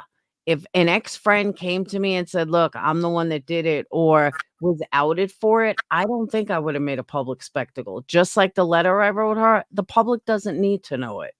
I know it, she knows it, and that's it. Okay, I agree. But you know what she didn't do is she didn't record it or anything, and she left YouTube for 4 months. And she evidently only told a few people because I had no clue that she had. I was like, I don't know what happened to her. What? About the call? She went live about the call. Oh, I don't remember Yeah, that. she went live But about the I don't really watch her either, you know. So No, she went live about the call. No, I mean once this time getting busted. oh, this time. I mean, when it Yeah. happened. I mean, I when it don't think I happened. wouldn't have gone live. I mean, I may have, I don't know, but if I knew that it was confirmed, Yeah. I don't know what I would have done, but I would know that this will cause holy hell Right. and probably not a good idea because of people like Isaac and everything else. Maybe she Ugh. does want to see me hurt. I don't know. I doubt it, but you never No, know. no, I don't think she wants to see you hurt because if she did, I think she would take a legal route about it because I don't know who told you there was a My brother's a New York cop. Okay. Well, then he's probably right. But that's not something you should have went live about and said the statute of limitations is over. I mean, no, I Laura, had a you got, knee-jerk reaction. That no, but but that yeah, first live was a knee-jerk reaction. but you have to There were be. other lives after that, but that was a I, knee. I'm gonna be honest. I mean, I was shocked, and people are like bitching people saying, "Why were you shocked? I can't believe you were shocked." No, I really thought you would never do that. And I know you were at your wits' end, like you said, but still, I would have, I mean, I would have rather you had her swatted or something than involve her kid. I mean, it's just crazy to, like you know what it feels like. You've had I 5 do. calls. Yeah. I do. And But again, I can't change the past. no, you can't. You're right. You can't. All you can do is apologize and not ever do it again. Exactly. And even though she's been talking to me for the last 3 years, I haven't called. I just ignore her. Every once in a while, I'll clap back, but I pretty much ignore her. But here's my biggest question that I Uh-huh. would love an answer to.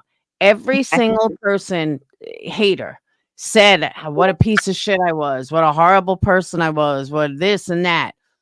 So now that they're shocked, not you, I'm saying haters, they're Right. so shocked that I did this. Did you think I was innocent the last 3 years that you keep coming after me?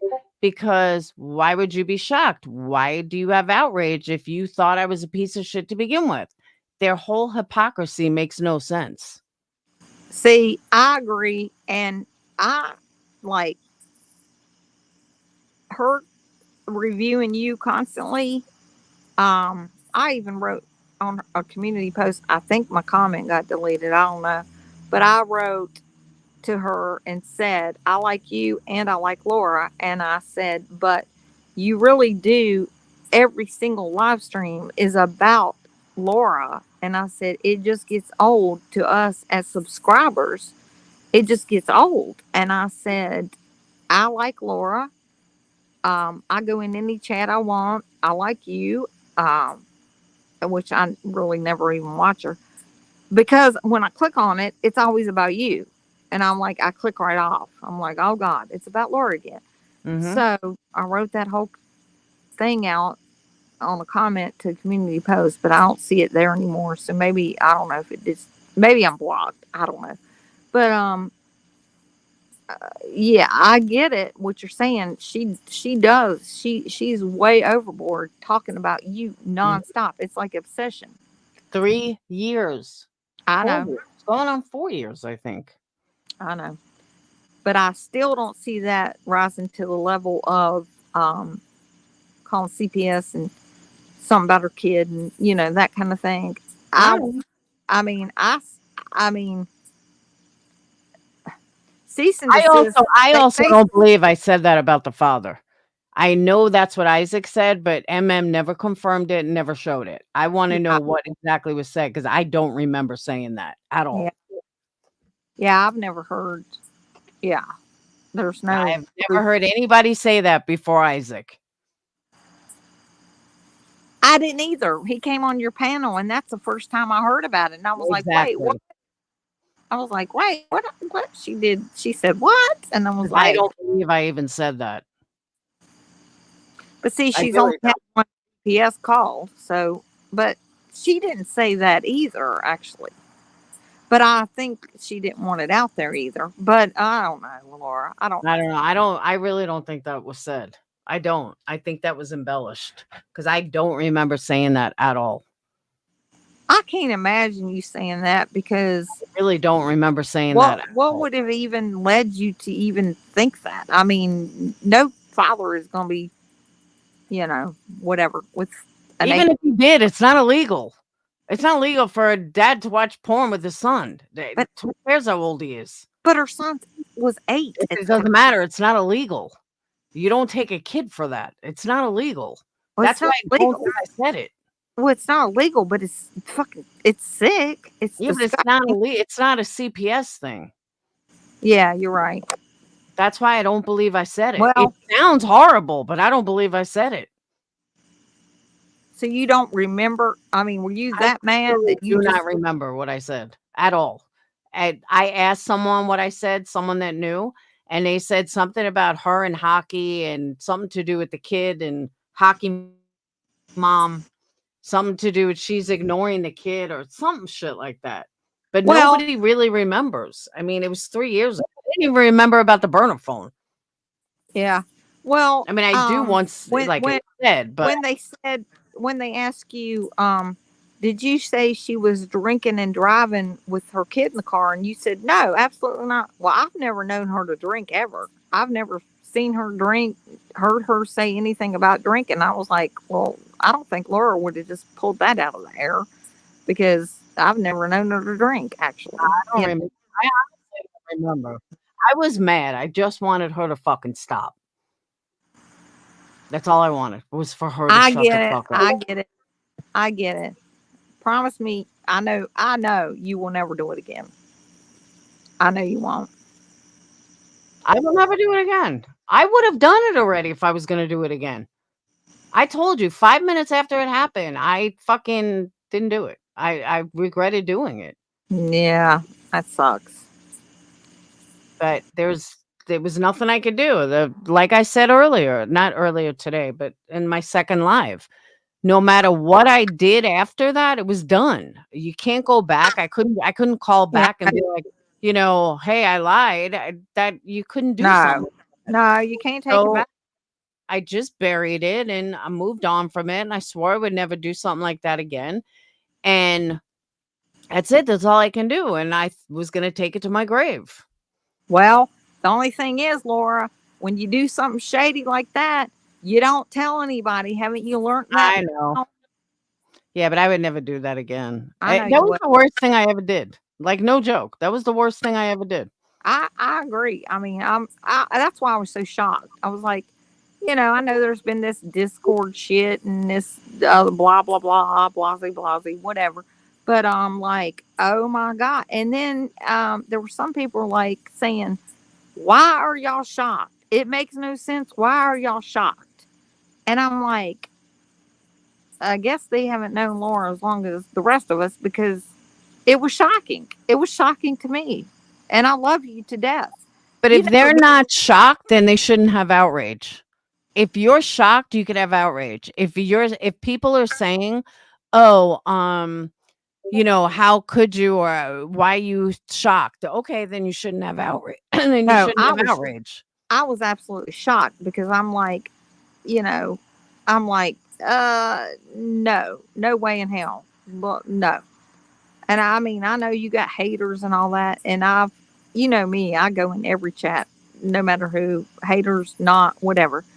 I tagged you in a freaking Molly Go Lightly went live, yesterday. And I recorded almost all the live stream. And I tagged you. I tagged Bombshell. I tagged, she was talking bad about Princess. I tagged him and one other person. And then she was talking about celebrities. Did you get that tag? Huh? I recorded Molly Go Lightly last night I didn't watch her. on Go Harder. Oh, I tagged you. It's on my video. It's the top one on my All right, I'll page. check it out.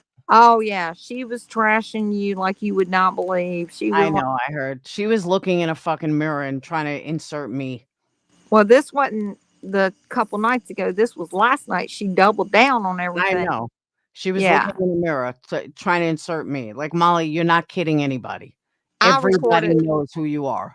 I recorded a whole like hour and 50 minutes of it or whatever. She's talking about Princess, you, Bombshell Reloaded, somebody else was in there. And anyway, I'm like, you talk about fake outrage. That Yep. bitch is fake outrage. Right 100%. 100%. I Totally. agree with you. She was never your friend, Laura. I know. Was never your friend. I know. She's just jumping on a bandwagon because she's trying to, get back in. She's trying to weasel way back into YouTube. Well- So let's jump on the hate train. Like, bitch, stop. Everything thought- she said was more about her. And then she's trying to say it was me. No, that's called projection. Oh, it is totally. And I tagged made my video a title, right? And then I had ran out of room, so I made a comment myself and pinned it. And I said, MGL, aka Go Harder. I said, strike me, bitch. I said, because you're band evading and I'm not. That's what I'm saying. That's why she's jumping on a bandwagon thinking nobody remembers, or I mean everybody fucking You knows who she is. psycho. We've known all that. We've known her for years. All No, right. nieces and Kool-Aid. Well, I'm gonna let you go, hon. But I really do love you. I And love you too. I mean, I have left some hateful comments. Like when you went on Save Robbie's, I was like, oh my God, what the hell? You know, this and that. I've made some hateful comments and shit like that.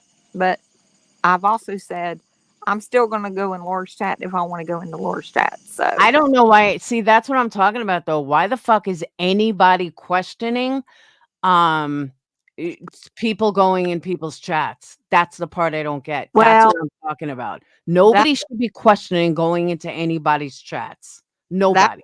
that's the comment I left on Makeup Officers Community post, and I said, I like you, I like Laura, and I said I go in everybody's chat, and I don't give a f what anybody thinks. I don't care. I couldn't care less. I mean, I go in people that hate each other, whatever. I like most people hate Bombshell. I go into Bombshells and say, "Hey, Bommy, I love you." You know, There you go. Nobody there's should question anybody No. going anywhere. Well, then there's Nobody. Wendy and Randy. I go into their chats and they hate Bombshell. You know, I go everywhere. I don't care. Nobody's my owner. I'm going to go where I want to go. Period. In the story. And nobody And- should question you. No, and I come into your chats all the time, and you know, I'm like, I don't care who don't like it. I don't care. None of these people on YouTube are in my real life. They don't make a damn difference to me. I go where I want to go. So there's that. But I do love you, I love you too. and I do feel like you have changed. Thank you. I do. Thank And I was in Wendy V's chat, 200 some people, and somebody posted a comment that said, and we also know Laura didn't really have cancer. If somebody Oh named my Black, God. somebody named Black, and I Oh my tagged, God. I wrote at Black, and I wrote, Laura absolutely did have cancer. And I don't know if you know this or realize this or not, but when you were playing with the new black lab, Yeah. you could see your hair in No, one. I know. Yeah, I know. yeah. But I'm like, that pisses me off for anybody that tries. Like, what's her name? Freaking that damn. I can't remember her channel name now. You call her something else besides her channel name. But anyway, she was trying. She has MS, and she was trying to say, I don't Oh think. God. Desperate whispers. Yeah, Desperate Whispers. And I was in there like it was back when you were still before you even went through chemo and radiation. I was in there saying that's absolutely ridiculous. I was like, you know, it really pissed me off. And it pissed me off when people tried to say Alicia didn't have cancer. I mean, you know, she showed her head and all that, and you know, I mean, it just makes me mad because I had breast cancer when I was 38. Oh, did you? 38 years old. Yes, absolutely. Had to have a lumpectomy and 6 weeks of radiation. So, anyway. Warrior. Huh? All right. Thank you for coming up. All right. And I am sorry that I hurt you. Well, thank you. I appreciate it. And I love you. And I love please you too. be good, Laura. I have been. I know. I'm just I saying. have been for years. I know. I've liked you. I've liked you for years. But let me tell you something though. Honestly, Uh-huh. if the good that came out of this, one, the albatross is off my back. Nobody has anything on me other than shit talking and personal shit. Yeah. But the albatross is off my back. There's nothing, no big monkey that someone could rat out on me. This was it. And it's done. Like, thank God it's over. But and the thing they is, want to expand the community. You did only please admit do. to it when you were being outed, but it's okay. I understand. And I would have taken it to my grave. That's okay. I know. I would have if Believe I me, had done that. this community lies and denies even when they're busted. I didn't do that. Well, you could have lied, denied, and said, I mean, demand proof and Yep, whatever, and that's, you could have done that, I but could you have. didn't. You didn't, Nope, I and didn't. That's what I'm saying. Like, and the fact that I owned it shows growth in itself. Because 3 years ago, I would have denied it to the hills. But if the good that came out of this is that these people boot me out of the community, which I've been asking for 2 fucking years, and they don't talk about me anymore, then it was all fucking worth it. Thank you, Jesus. Like, well, seriously, there it you would go. all be worth it. But And I'm if glad she you did doesn't talk right. about me anymore, then I thank the people that fucking outed me. Well, I'm glad you did write her and apologize personally, I did. I hope she stops doing the whole reviewing you, because I'm telling you, I didn't even click on her anymore for the past year and a half, because I was like, every single stream is about Laura, and I was like, Yep. I used to love That's making 3 love. years, not a year and a half, 3 years. Yeah, why? I mean, well, I wasn't never that into her chat anyway. I do like her, like, candle making stuff, stuff like that. I've Yeah. watched, but no, I don't like hearing her. Like, I mean, damn, she used to go after Molly. Go back to going after Molly. I Leave Laura agree. alone for a little I bit agree. or something, or I go just after went somebody else. I agree. I just went through fucking cancer. Go after Molly. Leave me the fuck alone. And that's what I'm saying. If they boot me from the community, thank God. Please do. I've been begging for years, but then they can't talk about me. But believe me, I would love for them to not talk about me. So I'm not going to talk about them. They There don't you have go. to talk about me, and we're done. That's all I I ask. remember 7 years ago when you had to respond to everything. It was One Win, Randy, Diane. Yep. You were, and I was in your chat constantly saying, Laura, ignore it, ignore it. This is before we merged communities, and I'm like, just ignore it. Act like you don't hear about it. And you were like, no, I'm not ignoring it. And we were I all know. younger then and stuff For like years, that. But, I have ignored it though, and that's what I'm saying. but And yeah, I see you have grown. I see you have. I so, do see that. all So, right. Well, thank you for coming up. well, thank you for having me, and You're you have a good welcome. night. You And too. I can't see chat, thank Send God. me that video. Send me that video. Oh, I will. I'll All send it to right. you email. All right. Okay. Bye. It'll be a link, but you click on it. Or, well, just go to my channel Okay. and No, the and Mark Perry video. oh, the Mark Cherry. Okay. Yeah. All right. Yeah, it's I haven't no, I haven't even uploaded it. It's still on my X recorder. So I'll send it to you. Okay. Send it to me. All right.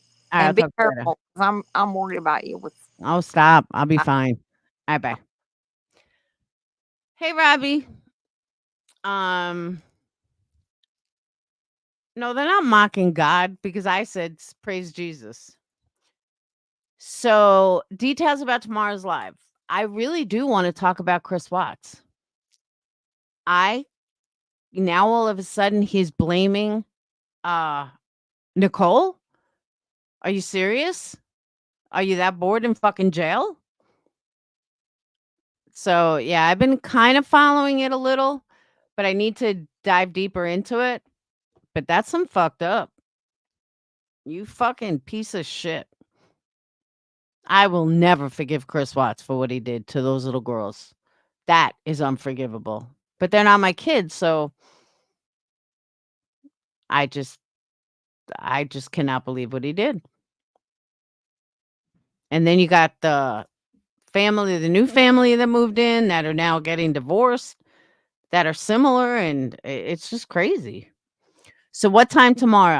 I really want to try to go with the 8:30. Remember I started that whole 8:30 thing? I really want to try to stick with it. Scott Peterson does get a new trial. You bet your ass I will be playing it every fucking day. As long as they're allowed cameras in the courtroom. Did they give him a new trial? Did DNA come back?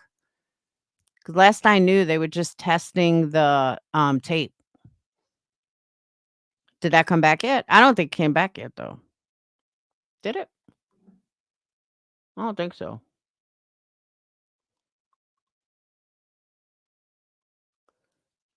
I'm telling you, I think it is haunted. Did you hear what happened, Good Vibes? The father got arrested for a domestic, and he just Like it wasn't his personality, and he's like hit his kid or his wife, like really whacked. And how many of you guys know about Michael Miller, Family Annihilator? Do you guys know that one? I just learned about it today. It's a couple of years old, but I just learned about it today. I can't believe that guy. If you look it up on YouTube, there's an interrogation video. This guy killed his wife, his daughter, stabbed his son like 11 times, but somehow miraculously he survived. And yeah, I was like, whoa. Interesting case, though. But I literally just found it. And I know you guys hate me, but I still think Scott Peterson might be innocent. He was denied a new trial. Hey, Debbie. Even did they get the tape? They didn't get the DNA back yet, though, right? Yeah, they couldn't have got it back yet. It's way too quick. At least I don't believe they got it back.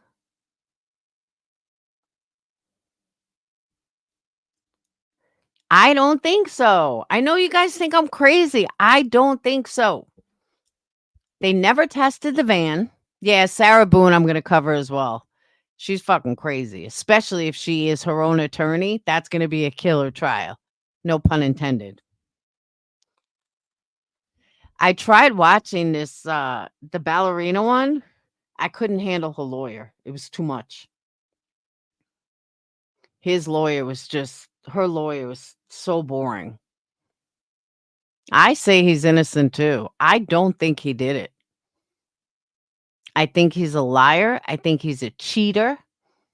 I think he's a manipulator, but I don't think he's guilty of murder. She is nuts.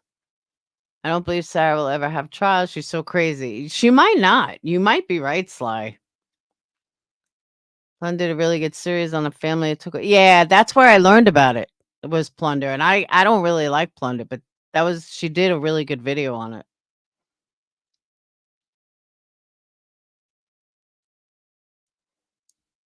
Oh, and I also want to clear something up. I heard, and I was freaking out this day that I heard this off topic. I heard Nonsense say that I stole a lot of Rabbit's material. I've never stolen Rabbit's material. I fucking took documents from one video. That was it. Nobody stole her fucking material. I didn't even play her damn voice. Alexi Treviso. Hey, Kaz. I don't know who that is. Who's Alexi Treviso? I don't know who that is. Let's see. Alexi Treviso. Oh. Charge an infant's death suing hospital?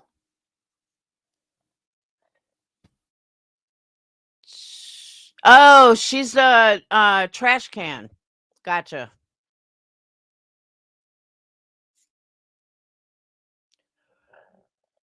Oh.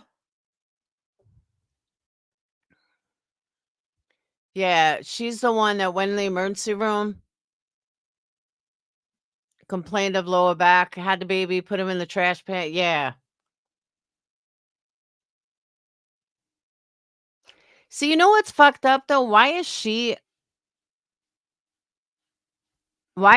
being charged with first-degree murder, and that perfect little rich blonde gets away with it with a slap on the wrist?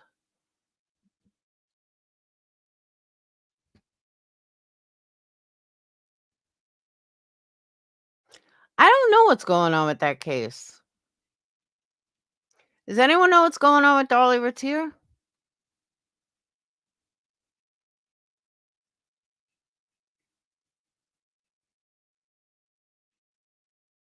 Okay, deadline set and DNA testing of duct tape. In as little as 45 days, Scott Peterson could find out if a piece of duct tape will give him a shot at a new trial.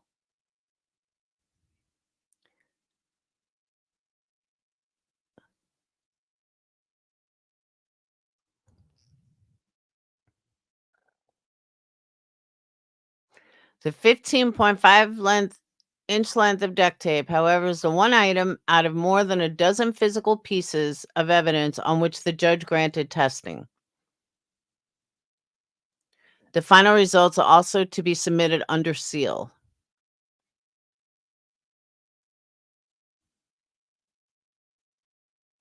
Now, for those of you, let me ask you guys a question. For those of you that think Scott Peterson is guilty, if his DNA is not on the tape, do you still think he's 100% guilty? That's my question.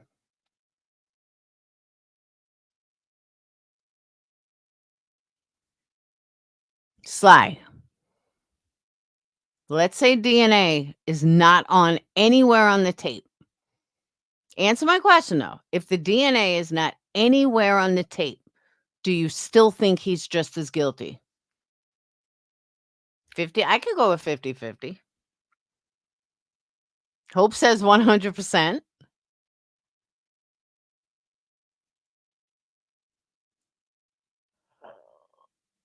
I have a Facebook group for Scott Peterson. I haven't been in it in years, but I still have it.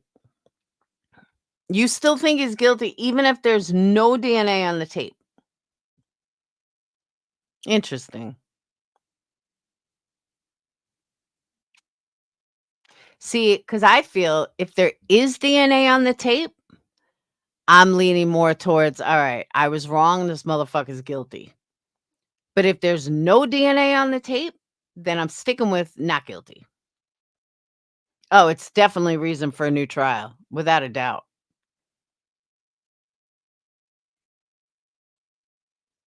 But if there is DNA on the tape, I'm leaning towards he's guilty. Did the tape come from his house? The tape didn't come from his house, though, right? I'm trying to remember. I mean, it's been a long time. The tape that was found, I think, around her.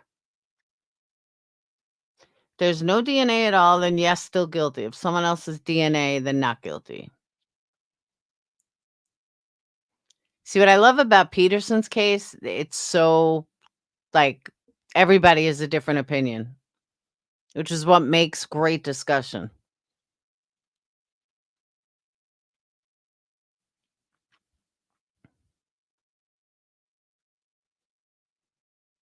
That's what I'm saying. I don't remember a lot of the facts either.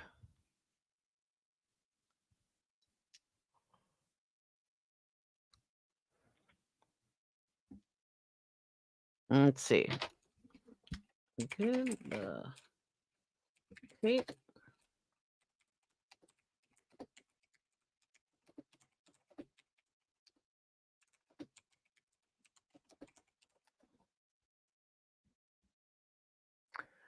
All right. Oh, duct tape to be retested.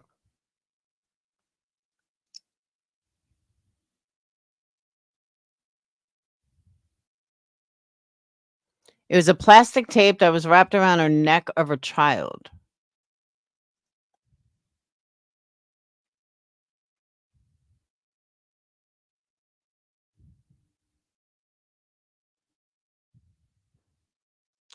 No blood was found on any of the tattered clothing from Lacey.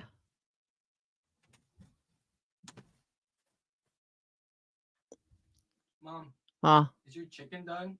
Oh, shit. Yeah, take it out. Oh, my God. I totally forgot about it. Oh, it's only like an extra 40 minutes. Is it burnt? It shouldn't be. Totally forgot I had chicken in the oven.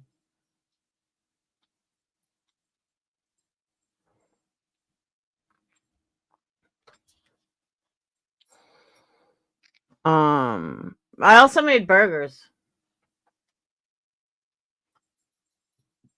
So I'm going back to like 2004. Candles, no, chicken. I put chicken in the oven at like 7. It was going to be ready at like 9. No blood was found on any of the clothes. Prosecution witness testified. Scanning items, including bra, panties, for any blood or tissue. Prosecutors are trying to prove that Peterson killed his 8-month wife pregnant on December 24th, then dumped her weighted body into the bay. Pulled up in a bay months later.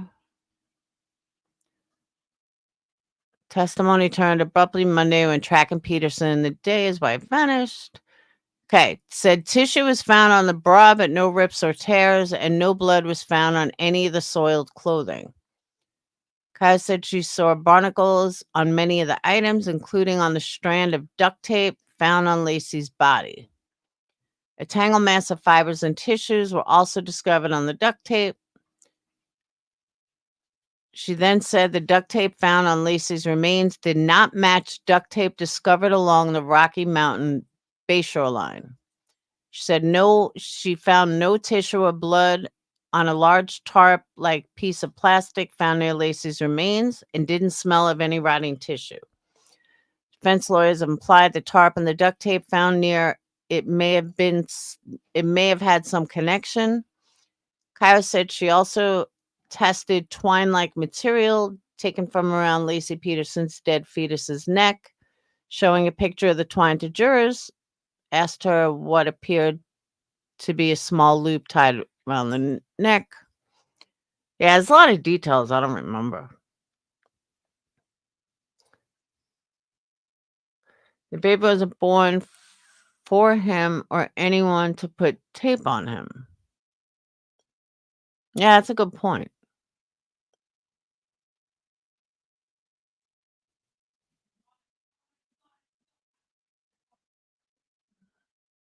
I don't know. I'm just telling you what CBS said.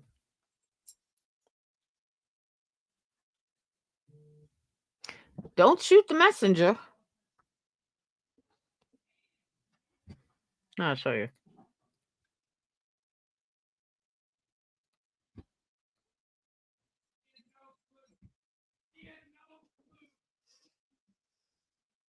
Hmm.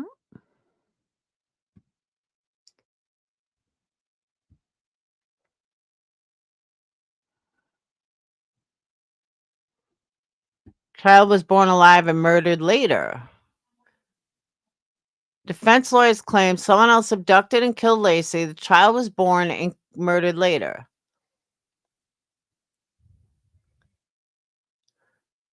Item. Because the duct tape on Lacey may not match.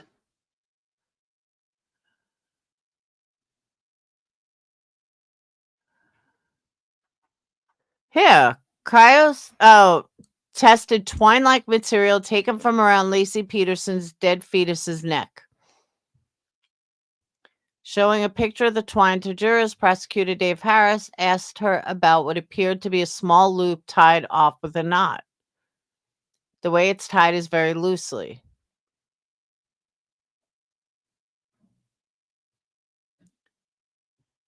It's Neese, Neese.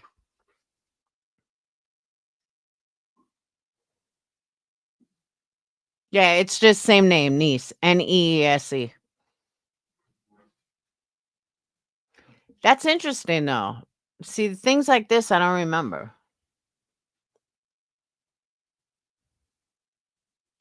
So twine-like material, that's why the defense was saying that she was killed after. I don't know. Honestly, I think we should do a deep dive into Scott Peterson because I don't know if you guys like me, who remembers all these details? And I think 20 years later, we have a different outlook on crime. We have a different outlook on cases. We have a different outlook altogether. I think it might make an interesting deep dive. Like, there's so much more now that I know than I did then. You know what I mean? 20 years ago, I was 30 years old. I don't remember.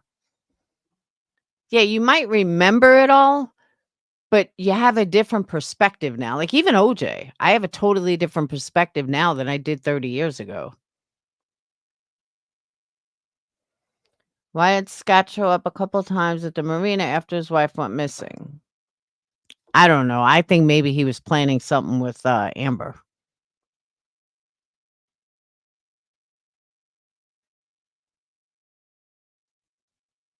So this must be the duct tape they are looking at. The duct tape found on Lisa remains did not match duct tape discovered along the rocky San Francisco Bay. I said, Debbie, so you're a guilter. You think he's guilty no matter doubt, without a doubt.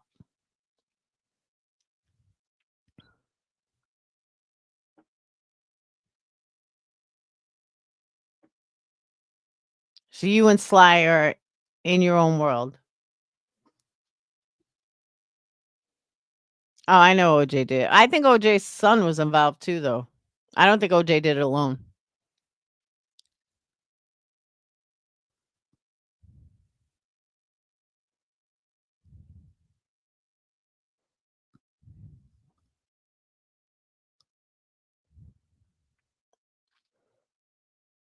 Phoenix, is the chicken overcooked? No. All right, perfect. So Debbie, Sly, good vibes. You all guilty, guilty, guilty.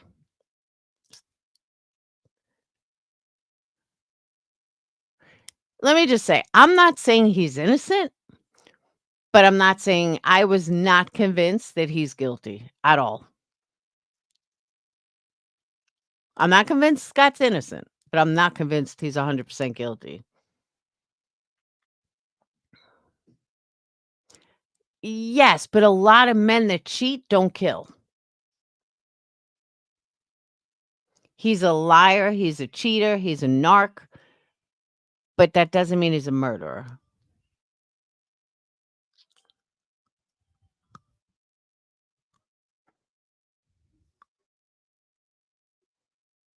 Oh, OJ's son? Oh, you think he's involved too? I do. I always thought that. I really don't think OJ did that alone.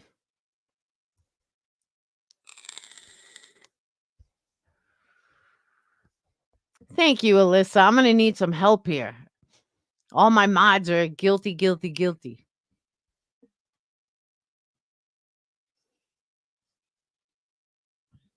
Did you guys, for all you guilters, did you guys watch the A&E special years ago? A&E did a special about his innocence. I was convinced right then and there.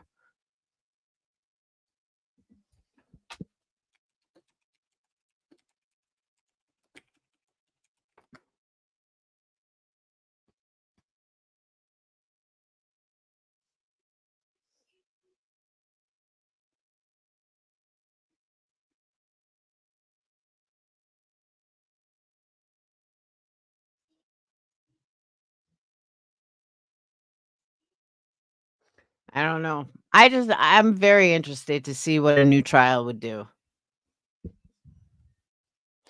He's already spent so much time in prison. Like, and there, state of California has paid so much money for him. So give him a fucking new trial. What do you have to lose? Like, what are you so afraid of? Just give the man a new trial. I don't see what the big deal is.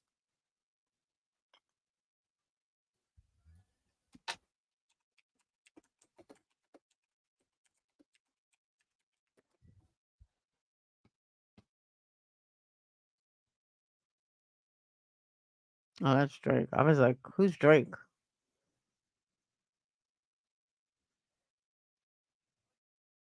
Who's Drake, Routier?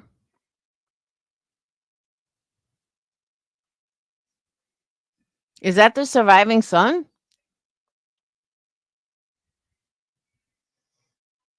I can't open up Facebook. Is Drake Routier the surviving son?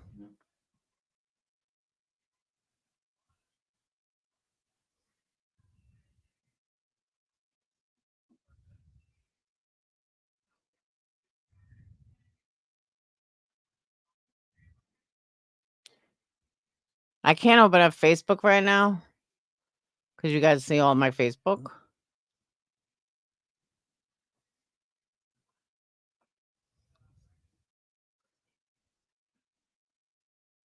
He was diagnosed with leukemia the following year, just over a year, due to setbacks. Drake underwent monthly chemo treatments when his blood count was good enough to allow it. He suffered Did he die?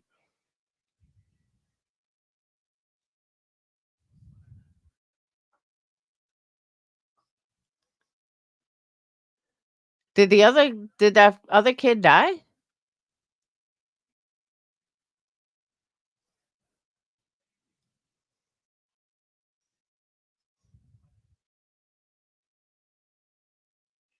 Oh, they make it sound like he died.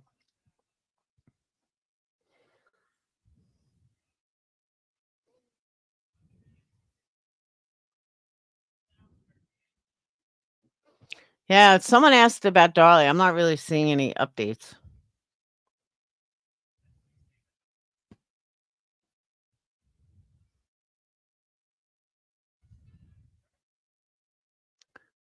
Okay, why are results still pending?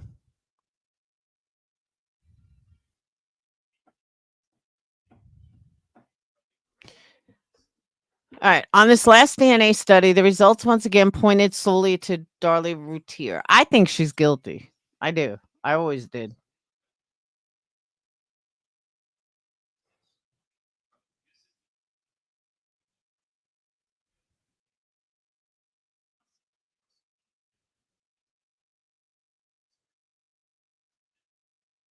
She got old.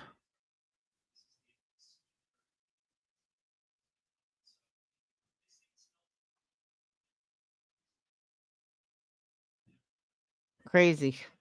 I think she's guilty too.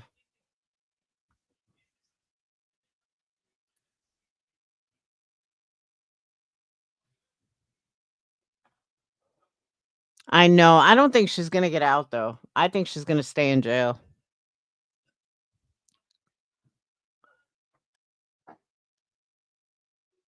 But like it goes back to for how long? How long do you punish someone? You know? Can only punish someone for so long.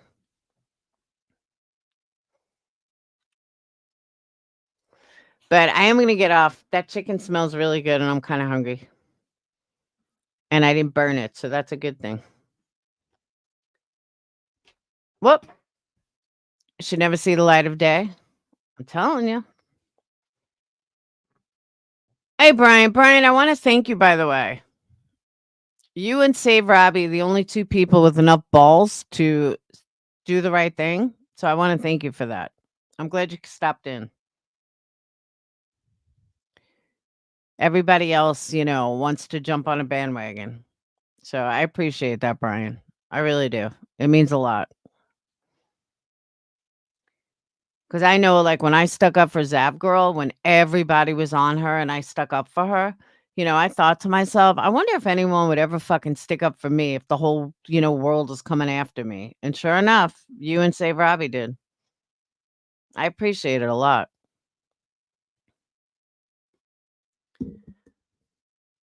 Someone's saying there was tape around the baby's neck, but the baby wasn't born in the Peterson case. No, not tape, twine. But the twine could have happened from just being in the water, like seaweed and stuff. And Brian, you want to know what else you showed? And I said this earlier. All these people like One Ton and everyone claims they're such a Christian and all this other stuff. You and Robbie showed what a Christian was. Honestly, you showed that whole forgiveness thing, like everything. And that's what Dayton always tells me you have to do. You have to forgive. Some of the best people I know are shitheads sometimes. I hear that. There you go. See, I knew it was gonna. I don't know why this kid is watching my streams lately. Dayton, why are you watching my streams? He says to me, sometimes you're good, sometimes it's boring. I said, thanks, kiddo. Well, you want to jump on and give a sermon?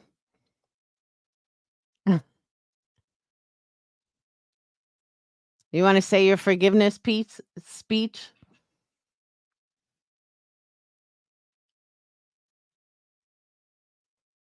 I was about to get off. We're talking true crime.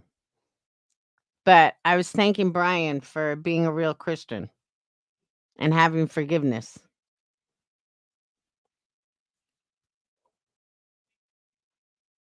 Empathy. Now, because Dayton said that the other day, he happened to be walking by my room and he said something about forgiveness. We could answer your thoughts on why you can't accept Jesus that on another day. I'm not getting into a religion. Yes, my baby.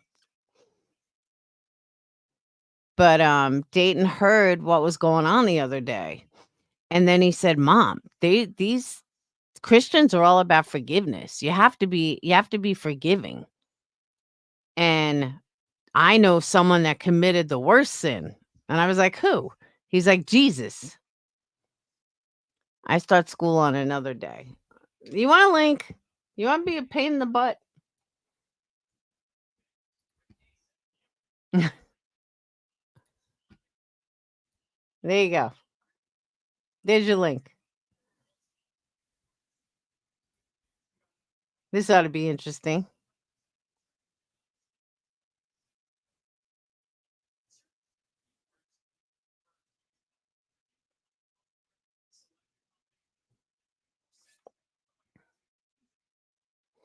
He should never give up on his mama.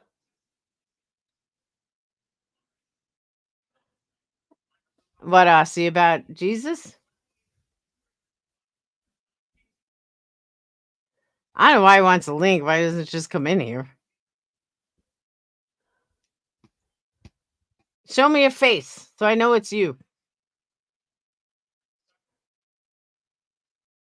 Yo. Dayton, show me your face so I know it's you.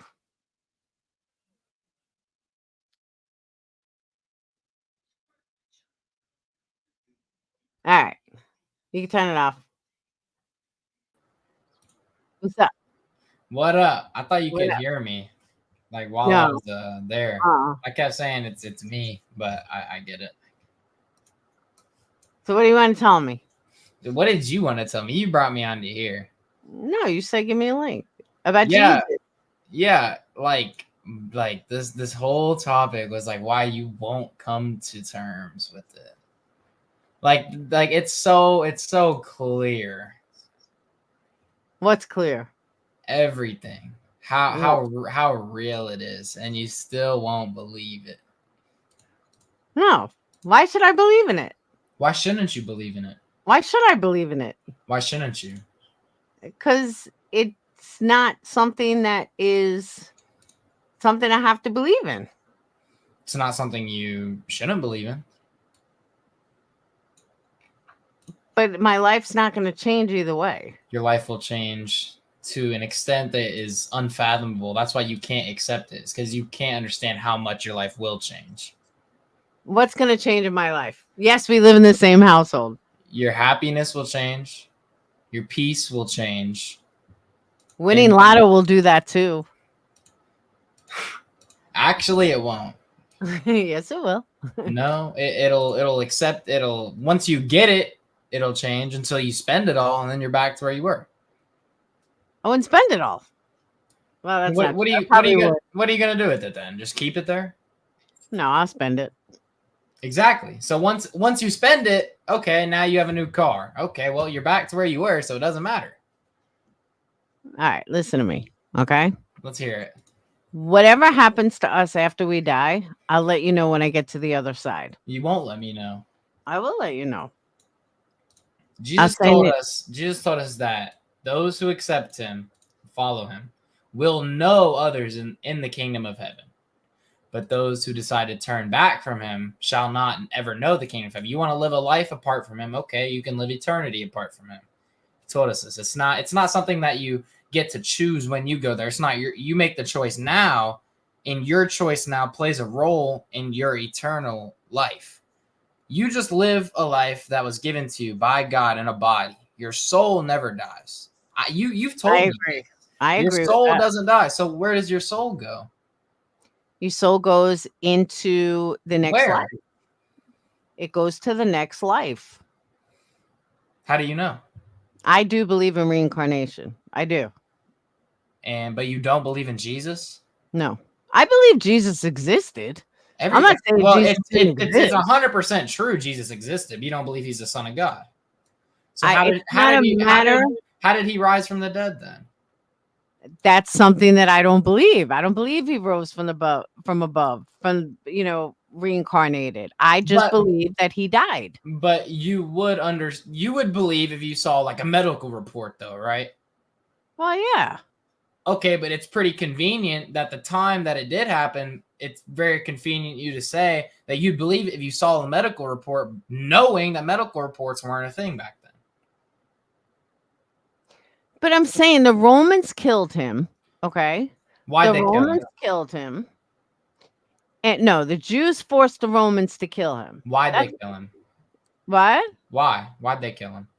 Because they wanted to free, I forgot the dude's name. The other guy. They had a choice, either kill Jesus or I forgot the good dude's name.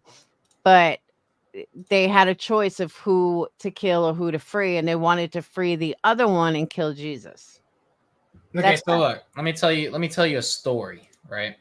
Oh. The story when Jesus was on the when he was being crucified, he was next to two people. There was a thief beside him and then another guy beside him. One of them said,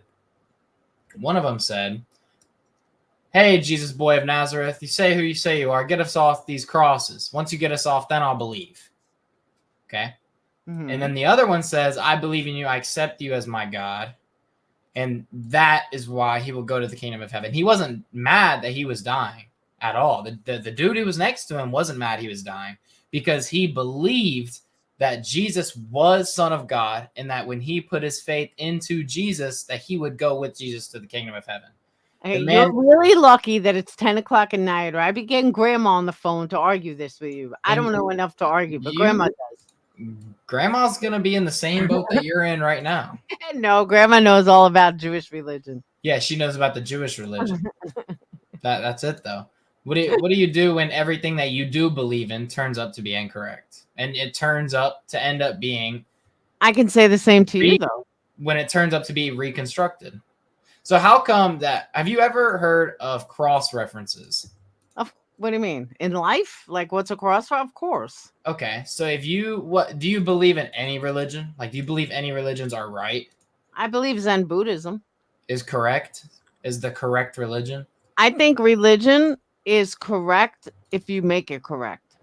Like almost to each their own.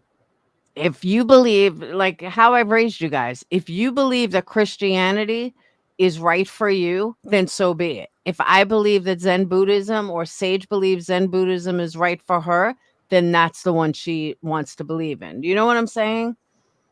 I think religion is a personal thing, and whatever works for you is what you believe. Why can't you come to terms that it could be a factual thing?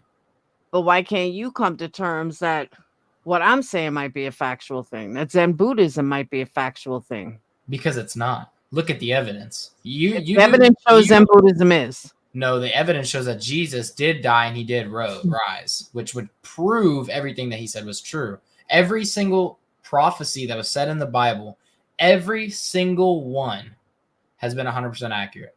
There hasn't been any prophecies that I know of in any other Quran, anything like that, that has been proven factual. Nothing. You can look. Where did you come from? You can look at all. Where did you come from? Look at all of the research, all the evidence. You're a true crime. Everything you do in crime is about evidence, correct? Yes, correct. So if you looked into the evidence of Jesus Christ in the Bible, then there'd be no doubt that the Bible's 100% accurate. But no disrespect. Which Bible? What do you mean, which Bible? There's lots of Bibles. There's a lot of different transcripted versions of the Bible. But guess what? What? Every single one tells the same story. Well, for the most part, I agree. No, it's not for the most part. Every single one tells the exact same story. Every single Bible. Listen, let me, since you want to bring that's why it gets updated. No, since you want to bring this argument up, I'm gonna counter argument this. So if you can believe all these different versions, let's use an example. Okay. There's All right, go into a new tab. Share your screen if you want. There are books. There's a certain book series. It's called Who Was ... question mark. It's a book series. It's about who was, Martin Luther King, who was Muhammad Ali, who was Stephen Hawking, who was Steve Irwin, who are all these people. We are going to believe things that are written by the research done on these people, but you're not going to believe a book that just because it's been transcribed multiple different times, but still tells the same story. This same book person was transcribed multiple different people through the exact same exact same websites, exact same references. They're all came from the same references. Yet you can believe a Who Was book to be accurate, but you can't believe the Bible when with the amount of times it has been transcribed and knowing there wasn't references other than people. Okay, but let me remind you, son of mine, that the Bible is still man written. It wasn't written by God. It's man written. Yeah, it was man written. Every book's man written. Okay. Yet you'll still believe, but exactly, you still believe the books that are man written about other people who we know lived. If you say Jesus lived, then you know that this book has been written by a man. Okay, we know this. But every other book that you could think of that you could presume to be accurate has also been written by another man who didn't even have the person explain it. They just had research and websites that could even be fake. Not saying they are. The Bible is the only book that was written by man, not through websites that I know of, like genuine websites. Unless it's unless it's a book from a long, long time ago. The Bible was written by the key eyewitnesses of Jesus. It has nothing to do with research, websites, references. It has everything to do with the people who witnessed it and wrote down what they saw and what they witnessed. That's what the Bible is. Okay. Yes, dear. But look, I got a question. What? And someone wants you to explain how forgiveness works in Christianity. Forgiveness is being able to know that whatever happens, it's not in your control. God is the judge. You are no better than any other person. So why is it your say to judge somebody else on what they've done when you guys are all equals? Everybody's an equal. Me and you are equals. Me and Donald Trump are equals as people. Maybe we play different roles in society that could put us higher than others, but as humans, we're the same. The only person who isn't equal to us is God. When we forgive, the reason we forgive is because we know that we are not the judge of them. God judges us on our roles. And forgiveness is about being able to forgive because you know that you are not the judge of them, but God is the judge of you. Okay, but what if somebody murdered me? Okay. Would you just be able to forgive them? I think so. This is the thing. There was a story I want you to look up at one point. It was whatchamacallit? The Brant Jean to Amber Geyer case. Have you heard of that? Who? Brant. I'll type it. Amber Geyer sounds familiar. Amber Geyer. I typed it in the private chat. Brant Jean to Amber Geyer. She was, I believe, I don't know.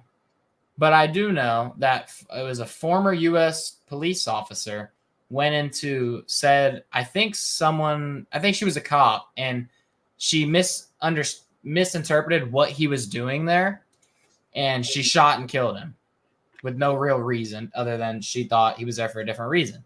Oh, I knew the name was familiar. Yeah, she shot the wrong person. She shot the wrong person. I saw him forgive her. I was shocked. He came to terms with what happened because he knows that he is not the judge of her character, but that God is the judge of her story. He has no role in what will happen to her in this life because his life and her life are the same. Whether she's a criminal or he's a criminal, their life is worth the same amount because we were made equal in God's eyes. So God made us as equals to show, because this was the thing. When Jesus was here, everybody was sinners. But when Jesus came and paid the ultimate price, he said, well, this is the thing. You're all sinners. You're all going to be a sinner, no matter what. That's the very truth of it. You're all going to be sinners, and I'm going to die for your sins. Because the way it really worked back then was when you had a sin or whatnot, you know, they had animal sacrifices and stuff like that. But Jesus was the true sacrifice. He sacrificed himself for everybody who lived then and to come, so that they didn't have to go through what he went through, and for what everybody else in the future would have to go through. And that's what I was saying. Brant Jean to Amber Geyer, he went public, and he wasn't going to. He went public on this entire case, and he explained that he forgave her because he knows that. Hold on. He forgave her right on the stand. The judge actually came down and hugged him. No, he also hugged her. I know he hugged her, and then the judge came down and hugged him. That's irrelevant. It's not irrelevant. That never happens ever. Well, I mean, but it was because of his forgiveness. We were all sitting there in awe, like we could not believe. But exactly. But do you want to know? Do you want to know why nobody could fathom his forgiveness? Is because it wasn't his. It was God's forgiveness. It was God's forgiveness that lives within him that forgave. You could feel the forgiveness in the entire room. That's why there were so many people crying. It wasn't because of his speech. You could feel God's spirit in the room living within him, and it was raying off of him in rays. It was showing off on him. And you could tell that. I think that is very much proof of God, is that he was able to come to terms with his brother's killer and forgive her, because not because he is the judge, but because she is the judge, because God is the judge of you. He judges you. So whenever somebody does something wrong, they should be forgiven because it's God? That's a very, very horrible way of asking that question. Truthfully. But just because you do something doesn't mean you shouldn't be forgiven. There should always be forgiveness in people's heart. Listen, this is the thing. What's unforgivable? Unforgivable? Yeah, what's what would blasphemy against the Holy Spirit. Okay. That's what the Bible tells us. The only unforgivable sin is blasphemy against the Holy Spirit. Okay. It's the only thing that cannot be forgiven. And even then, God's grace is so powerful that even we don't even know if he forgives that. But his only true rule in forgiveness is that blasphemy against the Holy Spirit is the unforgivable sin. Who are you, by the way? Do I know you? Yeah. I gave birth to this kid. And that's Matthew 12, 31 through 32. How did two fucked up people give birth to you? And I mean, that's the truth of it. What? That's the truth of it. I know. That is the unforgivable sin. Matthew 13 or 15, 31 through 32. Dane's going to grow up and be a preacher. I don't know. Where'd you learn all this? Because we know it wasn't from me. I'm self-taught. I taught myself. Well, not really. Actually, you want to know who I really learned everything from? Aiden's dad, right? Aiden's dad? No, actually. You want me to be honest? No, I want you to lie to me. Now you're starting to sound like this community. I'm being honest. Do you want me to be honest? Actually, you sound like half the community. He's an older Christian preacher. His name's Cliff Schnettel. Okay. He can explain things in what you could say the perfect way. I've watched hours of podcasts with him, George Janko. I mean, you want to hear another story of God? So there's a preacher. I don't know his name. He's Pastor somebody. he's a big time Christian. He's like the definition of Christianity. He's like, I mean, you can't say he's a perfect man, but he's very good. And he was attacked at a church meet. He was attacked by a dude with a knife. It was a switchblade. So the man ran at him, and he didn't expect it. He thought he was just leaving. He ran at him, and as soon as he was striking him, the knife jammed right then. The knife that he was there to stab him with jammed right before it connected with him, leaving him completely uninjured except for a little bit of damage on his eye from the punches because he was still like punching him. Okay. So this dude has been probably testing this knife, making sure it works. He just bought it, probably brand new. He went to go kill a pastor, a man who he goes online and stuff, talks about God, preaches the word of God. He went to stab this man and the knife jammed. Knives don't jam. Knives are known to be pretty reliable. But this one time he tries to kill a pastor, just, randomly, his knife jams.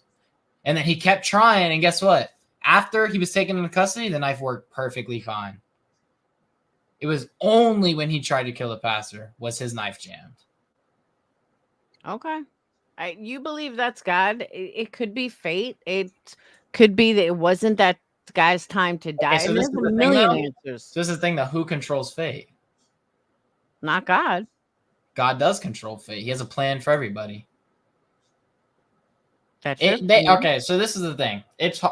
I'm sure you've thought about this. You can talk about this all day, but I'm getting off in a minute. So wrap it up. It's hard to sit next to the bed of a dying child and believe in a good God. That's true. Do you believe that? That's very true. If God forbid if God forbid something happened to one of you guys, I would absolutely never. Not that I believe in God now, but it would give you even more evidence to not believe in a good God. Correct. So this is the thing. So when you believe in a good God, right? So the saying, everything that goes up, everything goes down, whatever, yada yada yada. When something goes up, it has to come down. Something goes left, it has to go right. You get what I mean, right? Yeah. So when there's always a good, there's always a bad. Mm-hmm. So some people can sit here and say that they accept God, but they can't come to terms with the fact of accepting the devil. Okay. Now, God, this is the thing. God does, the devil is very real, and he can do things like this. There's a good saying that I actually believe in, is that the devil controls the world, and that's why it's so forbidden. The world is so messed up because it's the devil's world, and heaven is apart from us. Okay. That's truly what I believe in. That's why there's so many things that are so normalized now. I mean, not to upset anybody right here, but witchcraft. Those tarot cards you have, that's witchcraft. That's a part of this. Crystals. He gets mad at me at the crystals and tarot cards. Very, very serious into other evil doings. Anything. No. Yeah, and like I said, the saying, hell on earth. Earth is the devil's territory. We live in a devil's world because it is so corrupt. And it was corrupted when Eve ate the fruit. When she was tempted and she ate the fruit, that's when humanity, Mother Nature, everything was corrupted. That's when it happened. So when that happened, that's when the world became corrupt. So it's hard to say that you sit next to the bed of a dying child and believe in a good God. So when a child is dying, that doesn't mean it's God's doing. That no matter what that kid has done, parents haven't done anything. The kid clearly hasn't done anything. Brand new born. I give a great example. My coach's daughter, she had leukemia cancer probably at 1 year old. Daughter. She had leukemia. She went through it for a long time. She recently just beat it, actually. So, great thing. But things like that are a big thing. So that's not God's doing every time. God is he's all good. Anything, if it's not God, it's not good. It's a Bible verse. I can't tell you Yeah, the but name. in all reality, Dayton, people pick and choose what they want to believe is God. So if But things are going right, then they say that it's God's doing. If things are going but bad, they say exactly, it's the devil. exactly. They pick and No, no, no, no, choose. no, no, no, no, no, no, no. If things are going good, you say it's God. If things are going bad, you say it's God. I've never heard one person say when something goes wrong in their life, God, devil, why are you doing this? It's Oh, always absolutely. They say God, it's the why are devil. you doing this? You blame God. You subconsciously are blaming God for things that are out of your control. It is not God's doing. The evil is not God's doing. Now, will he put you through things to make you stronger? The thing with God, when you ask for strength, you're given an opportunity to build strength. You're not just, like, God, I need $1 million. He's not $1 million is not going to appear at your door.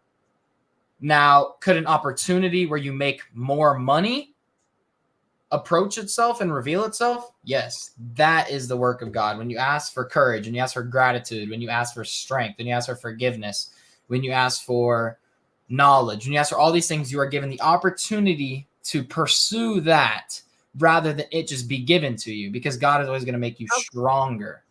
Okay, but hold on. Now I'm going to argue this. Argue it. If I said tomorrow that I want to become a surgeon, no matter how much I believe in God, I can't become a surgeon without going to school. So me becoming a surgeon would have to do with me going to school and me working hard to get there. Has nothing to do with God. Of course. But you you're saying about follow making money. This is the thing though. So that's a good point. Good point. So when you're brought things like that, you're, like I said, you're given an opportunity. But the thing is that God controls your life in a way. You follow God's plan. Do you know who Inky Johnson is? He was a D1 football player at the state of Tennessee, Tennessee University. He was about to go to the NFL. His dad beat his wife. Dad left. He grew up in a horrible household, 12 people in a 2-bedroom studio apartment. He didn't know what to do. Actually, no, I'm sorry. Different person. His dad didn't beat him. But he did grow up 12 people in the same 2-bedroom studio apartment. He grew up in a horrible environment, dangerous area, and he wanted to go to the NFL. That was his dream. So he went to his dad, and he started to run. I think it was 14 miles every morning at 3 o'clock in the morning. He'd wake up, go run 13 miles. And his story was, because I do this because God wants this for me. I want this for me. I'm doing this because you don't know what it's like to get up at 3 o'clock in the morning and go run, because you had more opportunities than I had. This is God's plan. And then he went to college. He's D1. He's number one. He's depicted as the number 1 draft pick in the NFL. That year's NFL draft pick. He has a game. He's a defensive player, by the way. Dude's coming. He's against Alabama or something like that. He's against big team, big game. He goes in, hits him. Boom, tackled. Everybody's around him like, oh, good hit, Inky, good hit. Get up. He's like, I can't get up.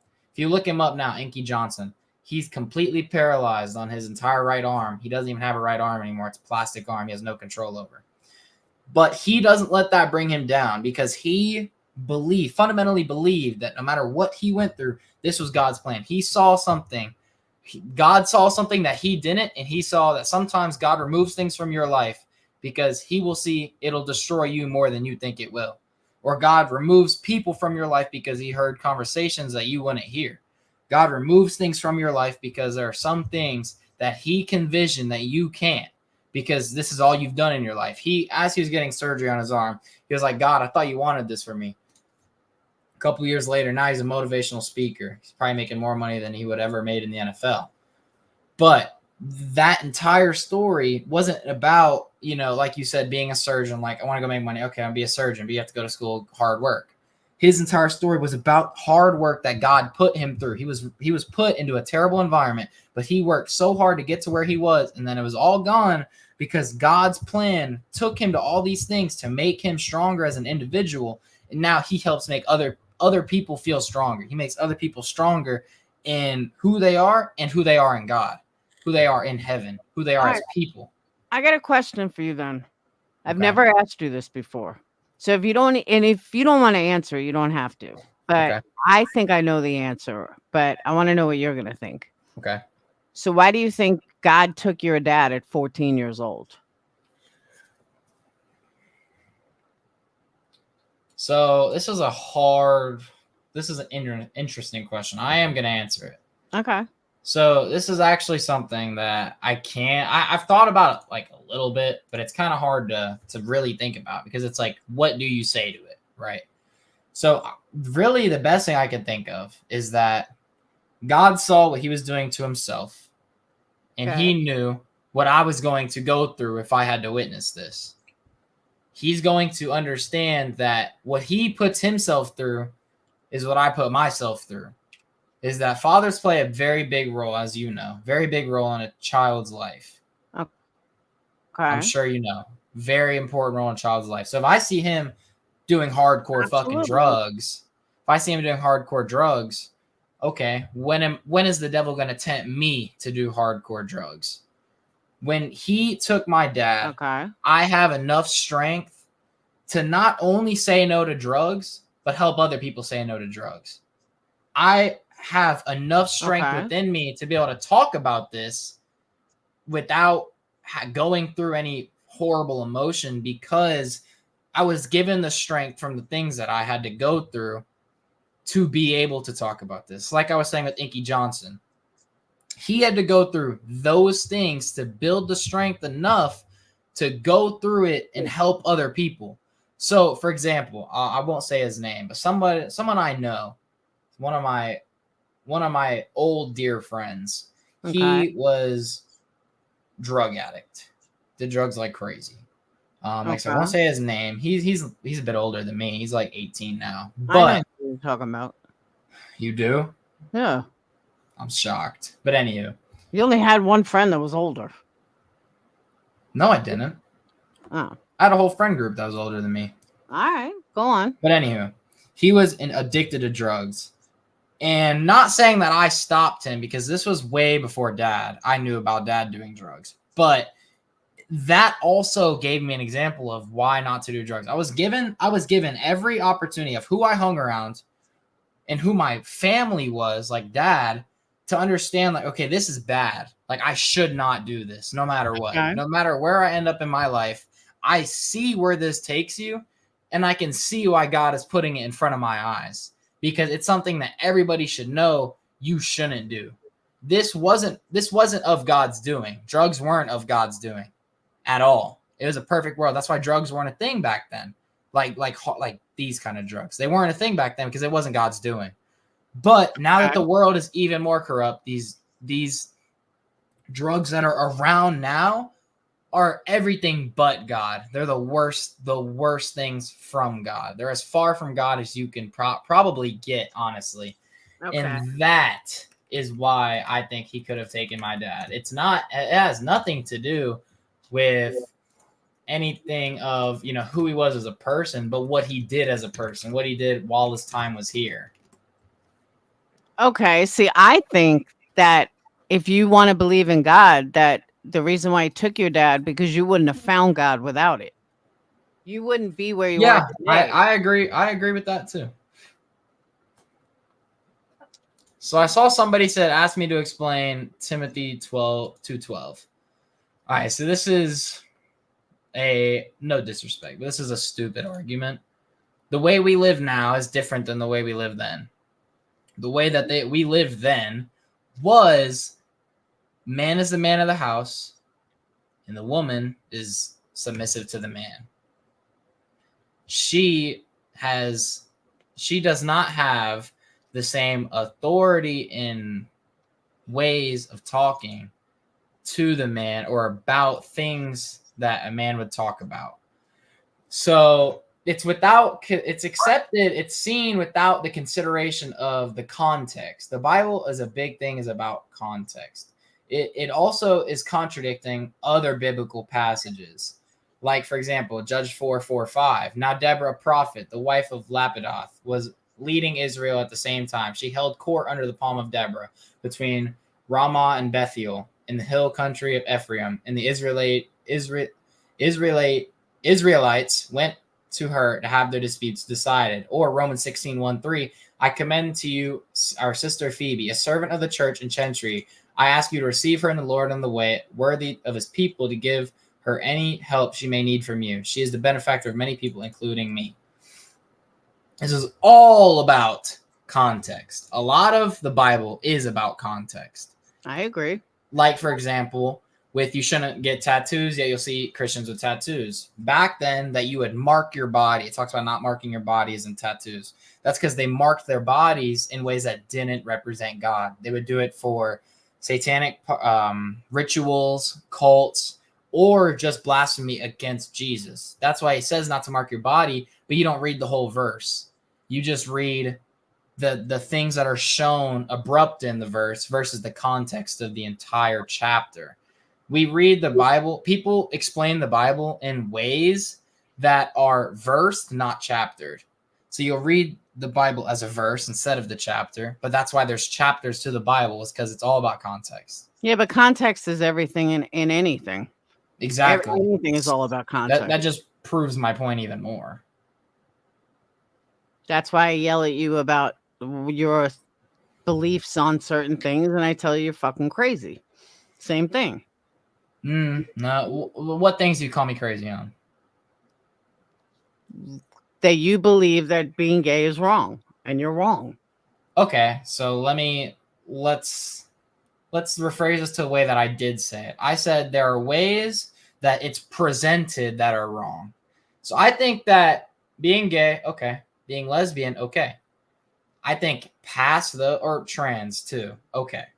Like, I think it can happen, truthfully. You mean I've changed views? No.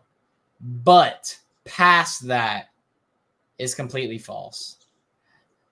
The extra shit where you can identify as whatever you want, I'm sorry, but that's not true.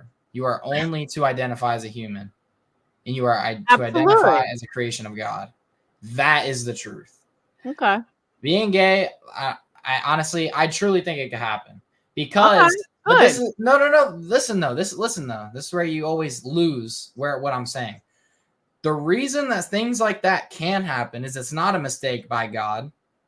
Now, do I 100% like believe in it? It's a hard argument as a Christian, because there's a lot of different views on it. I will say that.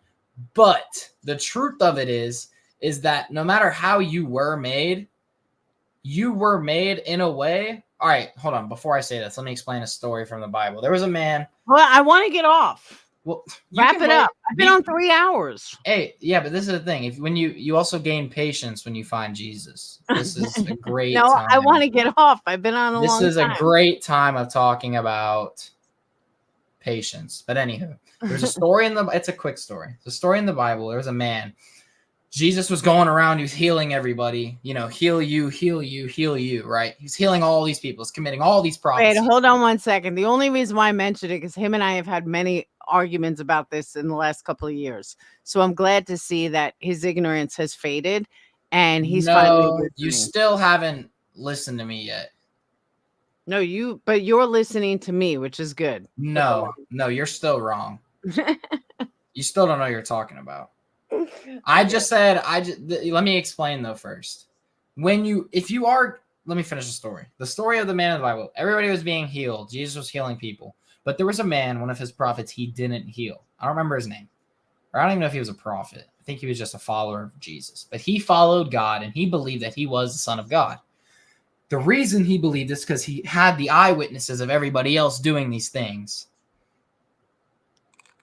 All these things play a role in this. But the main point is that Jesus said that he will not heal you, because he needs to show that even though he isn't healed, he will still follow Jesus, not because he was healed, but because he saw the proof of him being the Son of God. So say you are gay. Now, I'm not saying 100% right. I'm going to be honest. I follow the Bible, and the Bible says it's wrong. Leviticus 18:22. I follow the Bible, and it says that it's wrong. I'm going to be honest. It does say it's wrong. But I think that if you do it in the correct way, then it can't be wrong. Like I was saying, The man wasn't healed because Jesus needed people, not only to have people who were healed show that they will follow him because they were healed, but to show that they will follow him because they witnessed the healing. So, like, for example, I know some gay people, right? But some of them are Christian. So even though that they're seen as to other Christians as wrong because they follow the word of God, which I also follow, but they're seen as wrong, but they still follow God, is an even more powerful way of showing that no matter how you are made, wrong or right, that no matter what, you will still preach the word of God. Even though people are going to say that you're wrong and everything like that, regardless, you're still going to preach the word of God because of what he's done for you in your life and because of the evidence that shows that he is the truth and the light and the way. That's why you follow him, is because you've seen the evidence, you believe the evidence, and you know that it is true. Even if you are gay, lesbian, or trans, all the extra shit, we can have a different argument on that.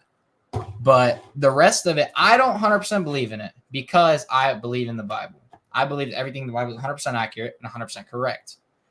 Now, does that mean I'm going to run away from you if you're gay? No. Now, if you start barking at me and act like a dog, I might. But if you're gay, then I'm not going to run from you. I'm going to look at you as any other human, as me and you are still going to be equal. I truly think that you should find God, though, to preach the word of God, even if you are gay. Because if you are gay and you preach the word of God, you're giving even more evidence that even if you are gay and you think Jesus won't help you because you're gay, is more proof for you to follow God if you're seeing somebody who's a part of the new, like LGBTQ, like the new shit, that you also still follow God because of what he's done in your life.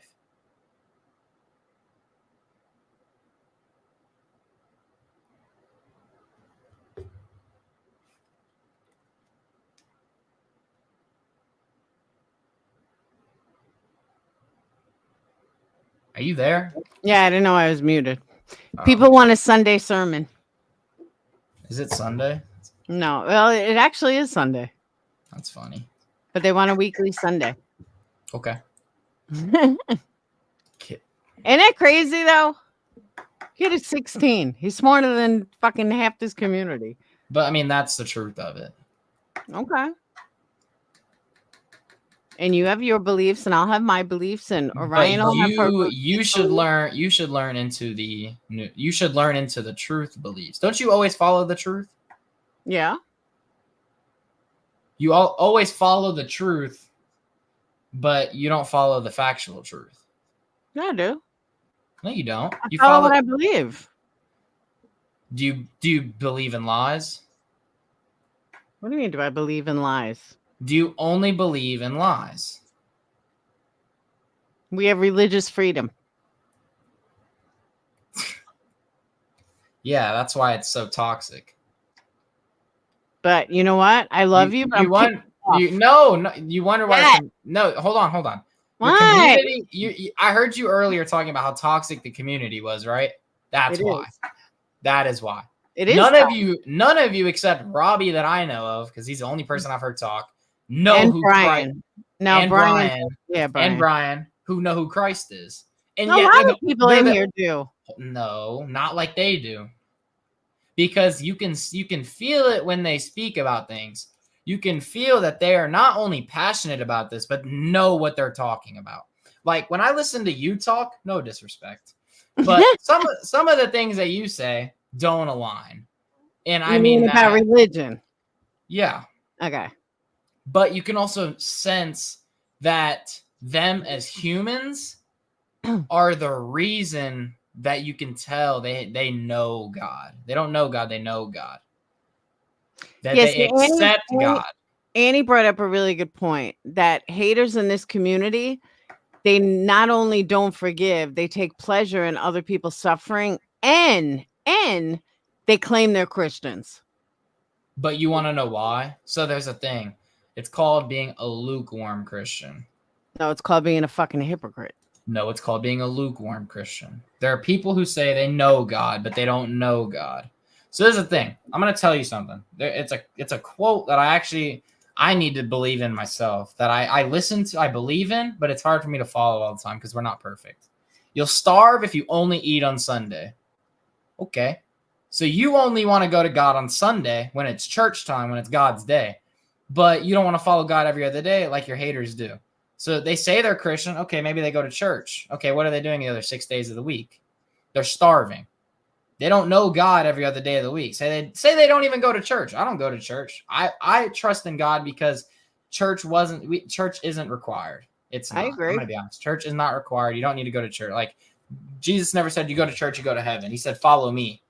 And I follow Christ. I follow the Bible. And your people, your haters, the one who are unforgiving and they find the pleasure in other people's suffering, they are lukewarm. They starve every day of the week except for Sunday. They starve every day other than Sunday.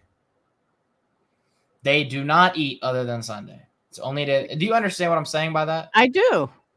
And that's why they are so unhappy, unforgiving, and are so caught up in other people's suffering, because that they can't come to terms with themselves enough in God's terms that they can't come to terms to accept what you say, accept your point of view on certain matters, before you try to twist that on me, on certain matters of things that you say, and be able to forgive you for what you've done.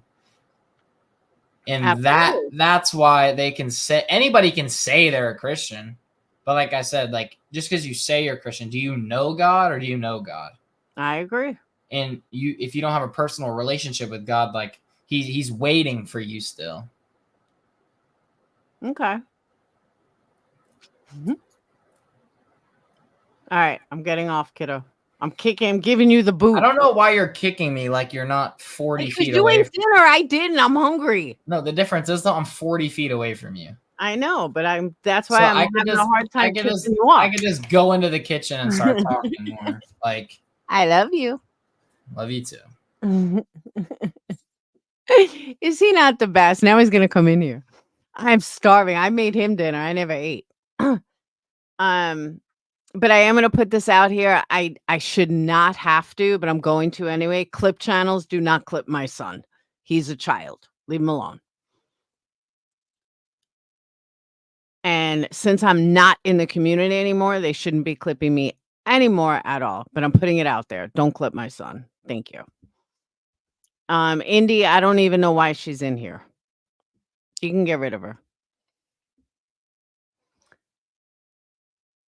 Absolutely, save Robbie. I totally agree.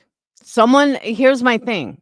As if they didn't realize this when Dayton was talking, here's the thing. Someone that believes in God doesn't judge others. So anyone judging Robbie, don't say you believe in religion or that you're a Christian or anything. Nobody should be judging anybody. Everybody has a right to believe whatever they want, period. End of story. Unicorns are real, I agree. But everyone's got a right to believe whatever they want. And everyone's got a right to be who they are, no matter what. Yeah, but you know what, Robbie? She wouldn't, for her judging you or coming at you, she's a fucking idiot. I agree. I totally agree. Dayton's very passionate, but I'm glad he changed his mind. It took me a long time to work on that. Everyone lives their own journey, absolutely. He'll never get to me. Maybe on my deathbed.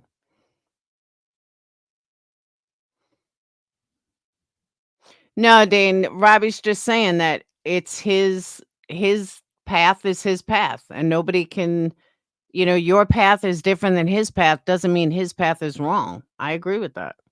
He is very well spoken. That's my boy. Very proud of him. My 2 boys are going to be rich one day.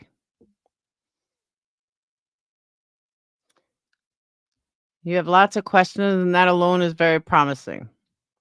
It's very promising. Is my chicken inside?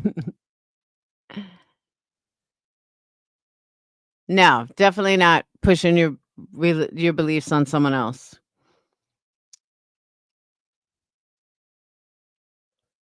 But I'm very proud of you, Dayton. I am very proud of him. He knows I'm very proud of him. I've been telling him that his whole life. We just have fun arguments with religion. Me and Sage, like Phoenix believes like what I believe. Sage is more Zen Buddhism. My mom's very Jewish, but Dayton's very Christian. A very eclectic family.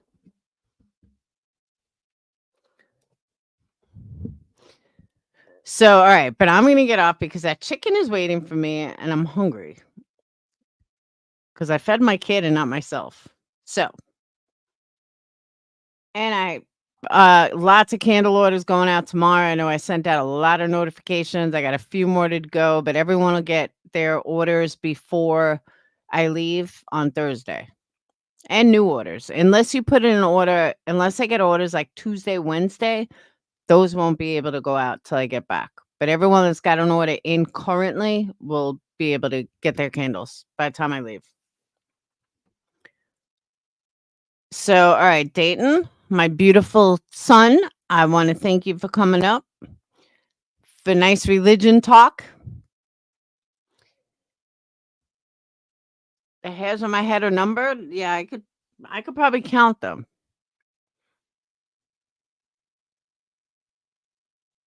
So, all right, I'm going to eat some chicken. Patreons, I will speak to you guys in a few. And let me close this out with, again, I want to thank my son for the knowledge. I want to thank my son for his beautiful beliefs, even if I don't believe in them. JP, I don't know why you were backstage trying to get on my panel for like an hour. I have nothing to answer to you. Just saying. And I really hope that I'm completely out of the community and nobody talks about me. That would be absolutely wonderful. Since I'm out of the community, there's no reason to talk. Tomorrow, we're going to talk about Chris Watts. Oh, yeah. She was like backstage the whole time Niece was on panel. I was like, JP, what are you doing? And she writes in private chat, I have questions. Okay. I don't know what you want me to do about them. I'm not in the community anymore. Remember? I'm done. I was ousted. Good. There was something else I was going to close with. Oh, one last time for anyone that missed it. She is a weirdo, but for anyone that missed it, I'm going to say it one last time. So there's no mistake. For those of you that care about me, for those of you that support me, for those of you that love me, for those of you that were disappointed in me, I am truly sorry. It was something I shouldn't have done. No excuse, no nothing. I am truly sorry, and I hope you can all find it in your hearts, in your Christian and Jewish hearts, to forgive me. To the Patreons that are iffy and not knowing which way to go, just know that I love you. I miss you guys, and I really hope that you guys find it in your heart to forgive me. Just because I love you guys. I really do. And I miss you. And you guys do, a few of you, you know who you are. So even a filthy pagan heart. And for my haters, I don't give a fuck. And to MM, I wrote you a letter, but I'll say it publicly. Yes, I am truly sorry for what I did. And there's no way to turn back. So I do hope that you forgive me as well. And again, to my haters, I don't give a fuck if you forgive me or not. I don't give a shit. I don't care about you then. I don't care about you now. So there's that. Thank you, Pine. Niece, I don't care what the haters think. You want to hate me? Hate me. You hated me before. You're going to hate me now. I don't give a fuck. I don't owe them an apology. This is between me and MM. None of them, nothing. I could care less if they forgive me or not. I care about my supporters and obviously MM. I mean, I don't care if she forgives me, but hopefully she would. But you guys know what I mean. That's what I'm saying. It's none of my business what haters think of me. I just don't care. But I know that I disappointed people, and that's who I'm sorry for. And that's fun. And there's no excuse.